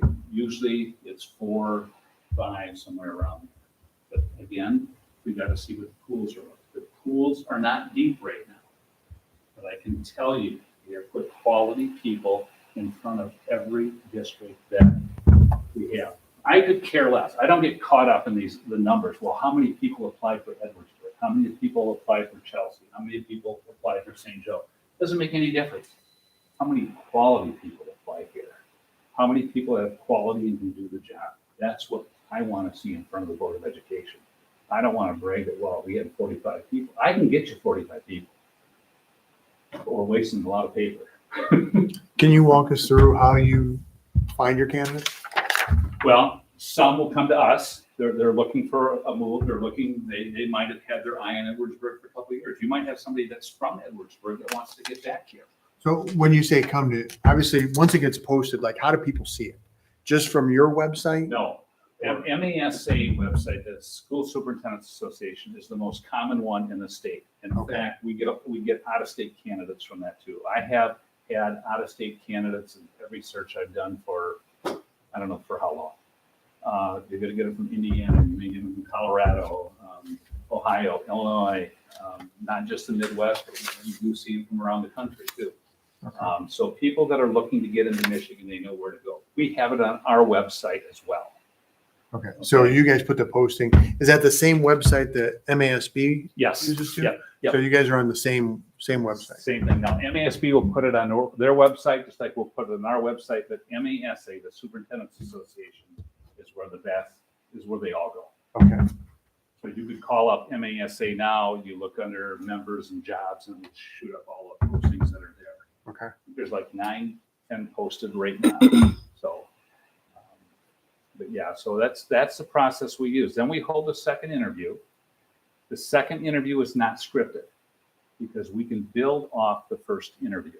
All right. So it gives us a little bit more leeway. We have a 60 or 90-day plan that they usually present how they're going to come into the district and get to know the district. I call it a listening and learning tour. talk to a number of people, find out what's going well, find out what needs to be tweaked a little bit and so forth before coming in and turning this place upside down. This place does not need to be turned upside down, all right? You want to build on what you have. Change can be good, but change can be difficult as well. So you want to get a good grasp on what the superintendent wants to learn board members. What makes you guys tick? What are your priorities? They'll want to talk to community members. They'll want to talk to staff. They'll want to get a good handle on things before they come in here and just the type of person that want to come in and shake it all up. That's probably not the person you want. Okay, so we will have that second interview, and then you will make a decision that night. In between the first and second interview, we will have the people come to Edwardsburg and spend some time, a half a day or so, walking the buildings, walking the facilities, talking to staff, maybe running into parents, talking to kids and so forth. Old methodology was that if you were looking at Dave Killips, you would say, we're going to go over to Chelsea, please line us up 20 or 25 people we can talk to. What 20 or 25 people am I going to line up? The same people that would write those letters of reference for, right? So that's not what we want. And again, just because I was a good fit over there does not make me a good fit here. All right. So we want somebody that can communicate well and integrate themselves into this community. The other thing is there's some soft skills that you guys will watch for as we do these tours. And we usually have a board member or two take the candidates around to the different buildings and spend that half day with them. And I remember somebody that they were looking at to replace me in Chelsea. He was about 6'4", 6'5". We had the same grade configuration or very similar to what you had here, where we had a lower elementary and kind of a middle and then upper and then middle school and high school. He got to the lower elementary pre-COVID, all right, you better stipulate that. And you would know if you were a superintendent or any adult walking into a kindergarten or first grade class, what they want to do is give you a high five, fist bump, or hug you. So I would be guaranteed when I walked out of that classroom that my pant legs had streaks on them. There's no doubt about that, all right? That's just the way it was with little kids. Little kids came up towards this guy. His first step was back. Our board members' eyes just lit up and said, that's not going to work here. Simple, soft skill, all right? You better love children and children of all ages. You better be in this job for all children, not just jocks or not just geeks or not just whatever. You're here for everybody. That's what a public school is all about. You want quality programs and everything. That should be the goal. Then we have to have a contract ready to go. So I would strongly advise that as soon as you make a decision, you get your contract, and I mean, make a decision who you're working with, get your contract vetted by your law firm. Typically, most school districts do that as they change superintendents. There are some legalese, some clauses in that have changed from time to time. You want it up to date. And your attorney is going to draw it up to protect the Board of Education. Once you hire somebody or you have your contract and you present it to me and say, okay, this is what we would like to offer or whatever, I can almost guarantee you that that superintendent's going to take it to MASA and have their attorney look at it. And that's where the negotiations start. And you want to be fair about the offer you put out there initially. Don't try to hire somebody on the cheap. If you do, I will almost guarantee you they will be here 2 or 3 years and they'll be out the door. The life expectancy of a superintendent in the state of Michigan is 2.7 years. Thank God. Now, there's a lot of places that beat that, but I can think of some places that seems like it's every year or 6 months of change. You don't want to be that. Leadership matters, okay? You want good leadership moving forward. So you want the contract vetted. We want to make sure we have that visitation schedule set up and so forth. And who's going to negotiate your contract, okay? Many times it's the board president and maybe one other board member that have the authority from the board to enter into those negotiations. We can help at any level you want us to help, right? Help negotiate oodles of contracts for superintendents. I don't take sides. I want that good marriage to take place. But you guys might offer 4 weeks vacation. They may say, well, my previous job, I have 5, so they're gonna ask for 5. Well, that's where decisions are gonna have to be made. If you say we offer 4 and they want 10 weeks of vacation, I'm gonna tell them they're nuts, okay? I have no problem doing that. You gotta be realistic. So you wanna have a fair, competitive contract out the door with the person you're bringing in. And we can help you with those parameters and so forth. And contracts do not need to be complicated. A good superintendent should take all their compensation and basically salary or annuity might be goals, because it all counts towards their retirement. If you're gonna give a car allowance, that doesn't count towards their retirement. So if you're gonna pay a $500 a month car allowance of $6,000 a year, that superintendent should come back and say, well, I'd rather have that than an annuity, because it counts for my retirement. And it's cheaper for the board because you don't pay some payroll taxes. So there's all kinds of little things there, but we can help with that, or we can stay away. That's again the board deciding. So that's what we offer. I think we can do the job for you. We've done the job. We're busy out there, but we would love to work with Edwardsburg schools. As you look at the list of schools, I've done numerous schools around this area. We got New Buffalo going right now, got Coldwater going right now, and I got Kalamazoo and Risa going right now too. Coldwater will be finished up before you guys really get going with this too much. Just because of timing, they wanted to move right away and get going, and they've been at it for several weeks. Women in New Buffalo. He went up to Petoskey. Petoskey. Jeff Leslie did, and then they hired Mike Lindley, who used to be their longtime superintendent. 10, 12, 15 years ago, they brought him back, so he's interim for a year. Okay. Jeff Leslie, the principal. Yeah, he was the Yeah. principal here. Yeah, he's up in Petoskey now, yeah. Yep. Doing well, from what I hear, so. So, I guess I would appreciate knowing one way or the other, which way you're gonna go. I know you have a choice here. I think our reputation, I don't care who you check with, I think is very, very solid.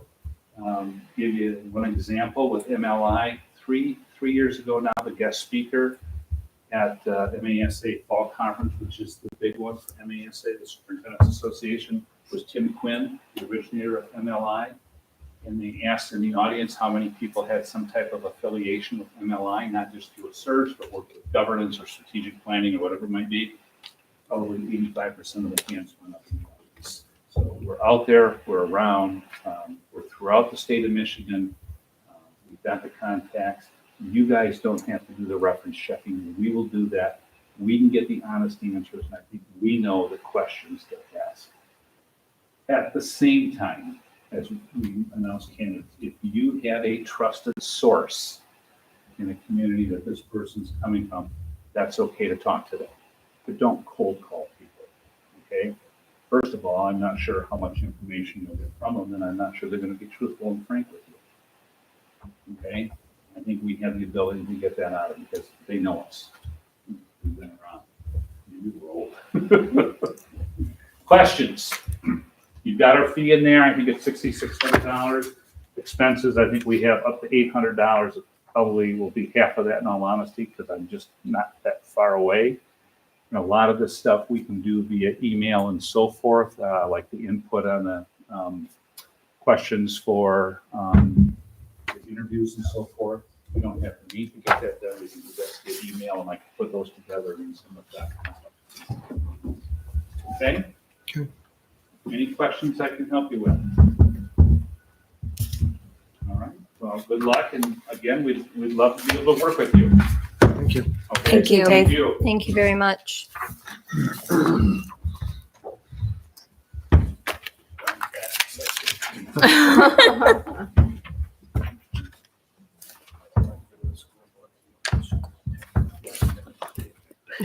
So at this time, I'd like to open this up for discussion. I think time is of the essence, and I think that we should make a decision sooner rather than later. We do have a quorum here. We can vote tonight to choose one or the other, or we can wait until a later date and have another special board meeting where we choose one. So I am comfortable with either of them. I would like to hear what you guys have to say. I spoke with Becky and she said she is fine if we Yes. vote without her. I did not speak with Justin. I spoke with both of them and they both said that they are fine with whatever we decide to do.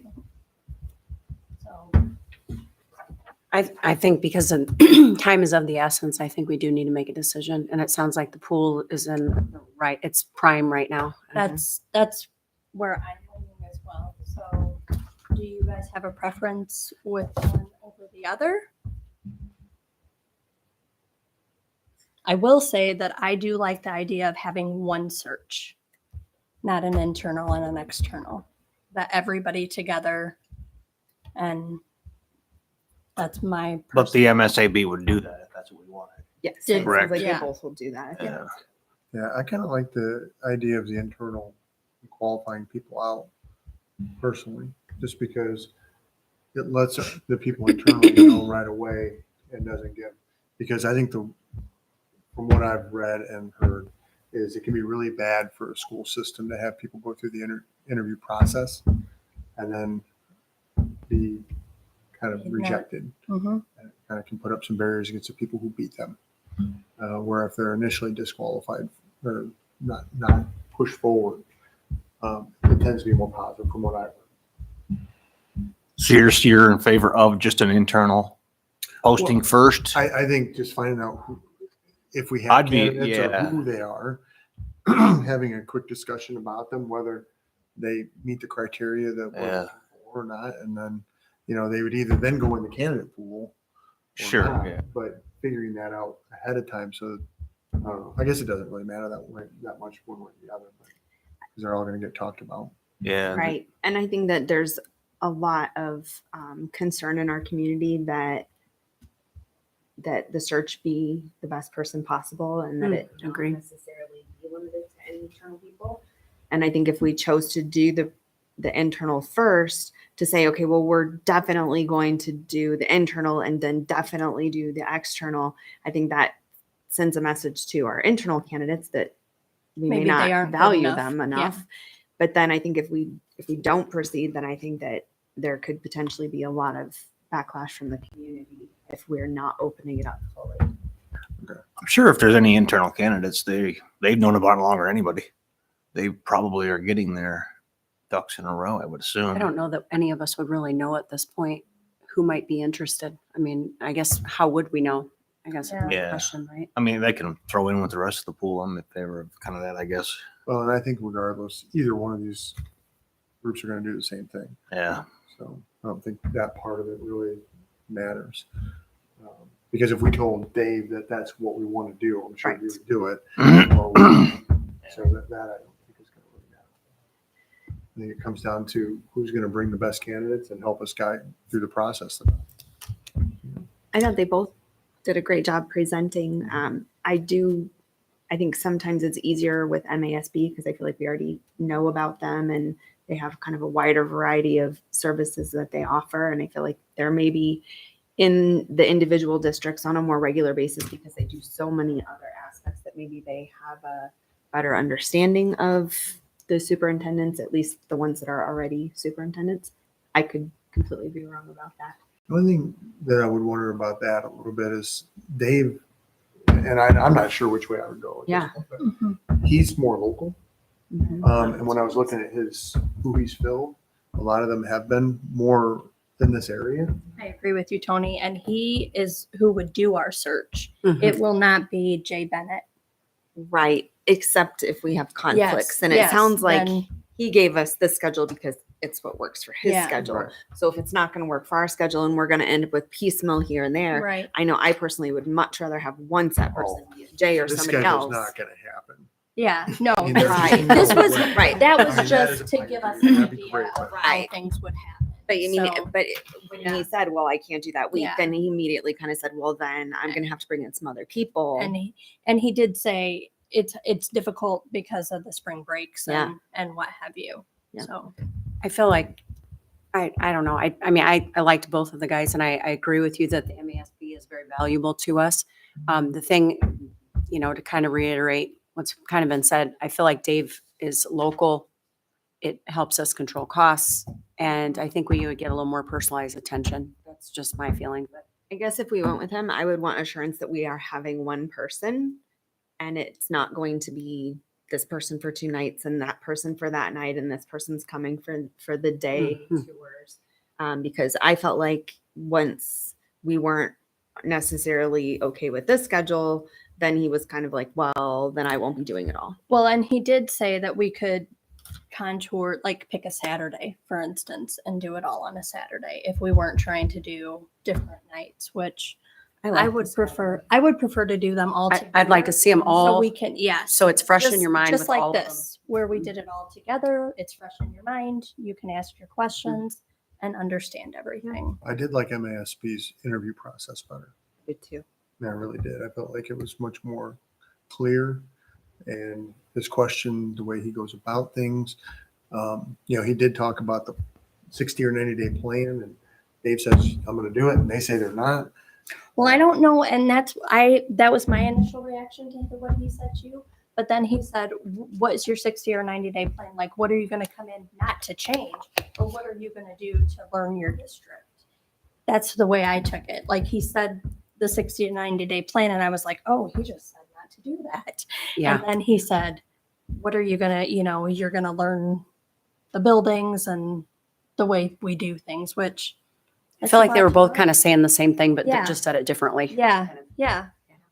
It did seem like one of the key differences, because there is a lot of overlap, was that MASB really involves us in discussing the references and kind of having some personal a good interaction point. there. Whereas he made it very clear he does not want us part of that. Again, this is not a process I have ever been through, so I kind of have mixed feelings on that. On one hand, part of me thinks, well, is it good to have a different perspective so not everything is getting filtered through 1 or 2 people? Mhm. But then the flip side of that being that I don't have experience in, I've interviewed, I think, 7 medical assistants. I think though that he's right that, if you call for a reference, I meant to ask the other guy, they can't say anything bad really. They get in trouble. References are kind of So I think there are limitations. immaterial in my opinion, unless Well- someone who's experienced in getting them can filter through the, I would see in Fodder. this, for example, when they start talking about their interview, right? And they come through with questions, you could ask the references if there was something pertinent to them. So, hey, you know what? They talked about this. Can you kind of explain how they were involved with passing the bond or whatever? And you can kind of hear 2 sides. That's how I would see a value in a reference personally. And My that's how question I is- always do it when I'm, but you're right. most of the time they're just glowing because that's what they don't want. Right. Yeah, you're My gonna question pick is, the people that like you to put down as a reference. and I don't want to stretch this any farther, but maybe our diligence is calling both of their references and seeing what the last 3 districts that they've worked with, what their feelings were about their experience. I don't know. Well, who's on their list? St. Joe is. Yeah, St. Joe. Yeah, So St. Joe's on this list. I didn't see yeah. It's St. Joe. that was the ones he placed. And Lewis Cass. It's right there. Brandywine's on there. Cassopolis is on there. So we have some somewhat local districts that, where's the other one? I don't know, maybe that's a bad idea. I was just thinking we're talking about references and I'm thinking, I wonder how the last district that used them feels about the process. And is it, was it a good experience or was it not necessarily what they wanted? Or would they have changed, gone the other direction and made a different choice if they had the opportunity to do it again? This I is guess- who we used last time. We Yeah. used No. MLI. Yeah, right. But we really didn't do a search. They didn't. It was an It's internal. 1983 with those guys. Right. That's what I saw So on there. yes, and I'm wondering, are these recent or Right. is this ever and it was selected for some people? Yeah. they're- I do like this other list, Natalie, to your point, that it does give us the years on when he worked with these school districts. So kind of know. Is that one in this one? Yeah. Yeah, that's the Oh, sorry. MASB Yep, one. Yep. Sorry. Yes. Okay. But Sorry, I it's- thought you were. It wasn't Had him one. specific. It was Not him MASB. specific. Yeah. MASB. Kind of interesting. Chelsea chose these guys. MASB. Kind of interesting one. I'm sorry. That Oh. Chelsea chose MASB. He's was right in like, the I district, chose not you. No, not you, Chelsea. Chelsea.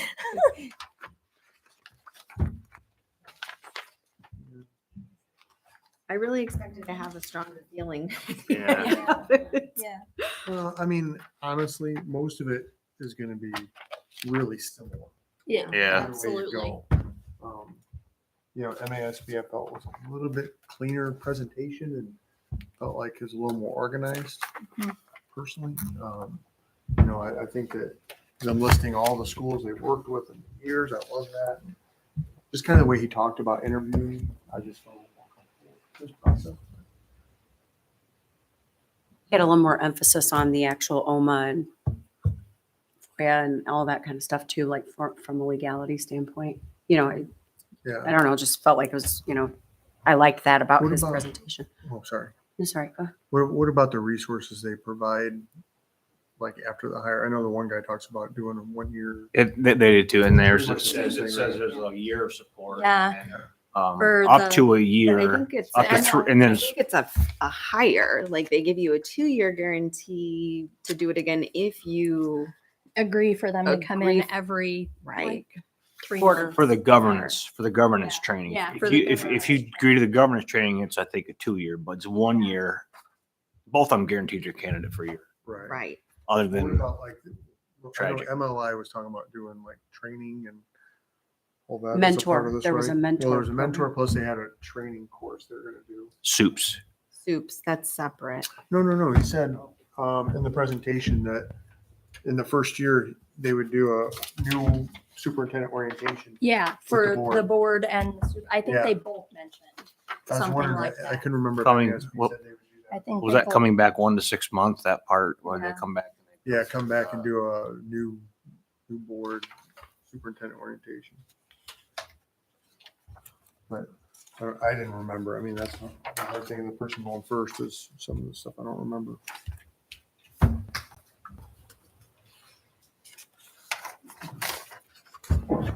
And I wonder if Dave didn't go into as much detail because he knows that we just got the whole presentation from Yeah. They kind of overlap. NASB. Yeah. 'Cause he said they got together a few years ago and were going to combine and decided it was better to stay Yeah, separate. but like I asked Dave, hey, can you tell me about how you find your candidates? Mhm. And he didn't really say anything. I really liked his idea about going to that conference and putting it out there and getting the word of mouth. Well, I it's, was like, because Well, He that didn't would be if mention it that. posted tomorrow. that if That'd be it the same- posted the The tomorrow. conference is in Right. session right now. Yeah. But it sounds like both of them. One's going to be on the MASB site. One's on MLI. They're Both both of them are on the Michigan Yeah. Assessors. they're both going to be out. Right. Not assessor. That's me.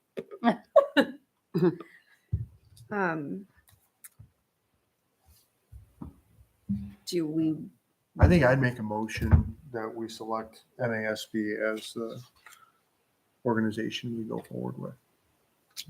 I would support that. Well, shall we do a roll call vote on that But then? first we have to ask any questions. Oh, or comments. no, any questions or comments? Any, any Does discussion. any, yeah, do we want to discuss it? Again, I already stated it, but I really feel like they just offer a little bit more Mhm. comprehensive process. I felt like the answers were a little bit clear, and Mhm. and again, there was a substantial time difference, so Mhm. it, maybe they offer it just as well. And Well, and the other thing, remember the guy from MASB helped do the strategic plan. Mhm. And so he's worked very Familiar. closely with Yes. this Yep. school district in the past. So has a pretty good feeling for who we are to a certain That's a good extent. point. And It probably is. where our holes are and where, Yeah. I would hope even, Mhm. at least. And he did a good job in the strategic plan. He did. I felt like he led the Yeah. group really well. I agree. So shall we take a vote now? Should it be a roll call vote? It doesn't have to be because it's not a resolution, so you can just, Okay, then Mhm. all in favor, say aye. Aye. I All opposed, say no. It passes. MASB. Can we? one more thought. Yes. So I know the MASB really wanted to have like the salary range and everything worked out before the posting. Mm. I'm sure if we said, hey, this conference is going on, we really want it posted now, they would probably be willing to do that. Is that something we want to consider, or? I think I it's don't- worth calling him about. I don't think the salary range needs to be decided right away. No. Yeah. Well, I mean, he No, had said he it- really likes it, that Yeah. post to kind of have it all, but I Well, think that's for the whole post, just the Right. preliminary, we're doing this Yes. and Accepting Well, and I have a resumes. feeling that they're going to be doing that as soon Anyway, as we tell yes. them go. yes. He's on his way up to Kalamazoo right now to go to that anyway. So it's going to be, hey, I've got a spot open. Who's you know, you know how that goes. I mean, this is his job. So I would hope that's what he's doing. What happens if MASB, we have awarded to MASB, and then he's the guy that brings us the candidate? I wonder how they would work. Can he do that? Like, if Dave found a candidate, we're working directly with MASB, I would assume that they would collaborate then, or they would work itself out, right? Like, meaning we chose MASB, what if Yeah. Dave is the one with the Basically, I candidate? don't think that they work like what you're Yeah, thinking I about, don't the know. executive Okay. search. Okay. So what they're doing is taking a database of people and then they're qualifying them based on this database. He's not calling all these and they're calling the same people and all that and bringing the same. Dave's not going to be doing that. Now I have a feeling they probably work together quite a bit. Yeah. Yeah, Probably you will would pass think so. people on. Some guy says, hey, I'm thinking, Edwardsburg might be a good place for you. I'm sure Dave would pass them on to MASB. Well, it sounds too, Dave said that pretty much they all go to that MASA website. Right. Like they're all part of that. Right. And That's why I think it's Which I almost had got on there exclusively the going to other be day that, and unless we say, hey, Did you see the posting? perused, yeah. have you thought about this person or that person? Tap them or whatever. And we do want to do one search, external and internal I candidates. think that after we submit our signed contract to MASB, he's going to come in and do a talk with us, and that's when we would decide that. We will lay the groundwork for how our search is going to look. And I would like to have the other two board members Yes, Mm. yes. to be part of Mhm. that decision making Yes. too. And that was the other thing that MASB offers the 3 years. We're not going to poach your super, That true. and MLI didn't make mention of that. True. It's terrible, isn't it? Place the guy and then you go get him, or girl, either. I'd like to make a motion to adjourn. Second. All right, this meeting is adjourned. No, we have to vote. We have to, We have to vote. Okay. all those in favor. All in favor of adjourning? Aye. All opposed? No. It's a good note, Sean. You did a your good lights job down? staying awake.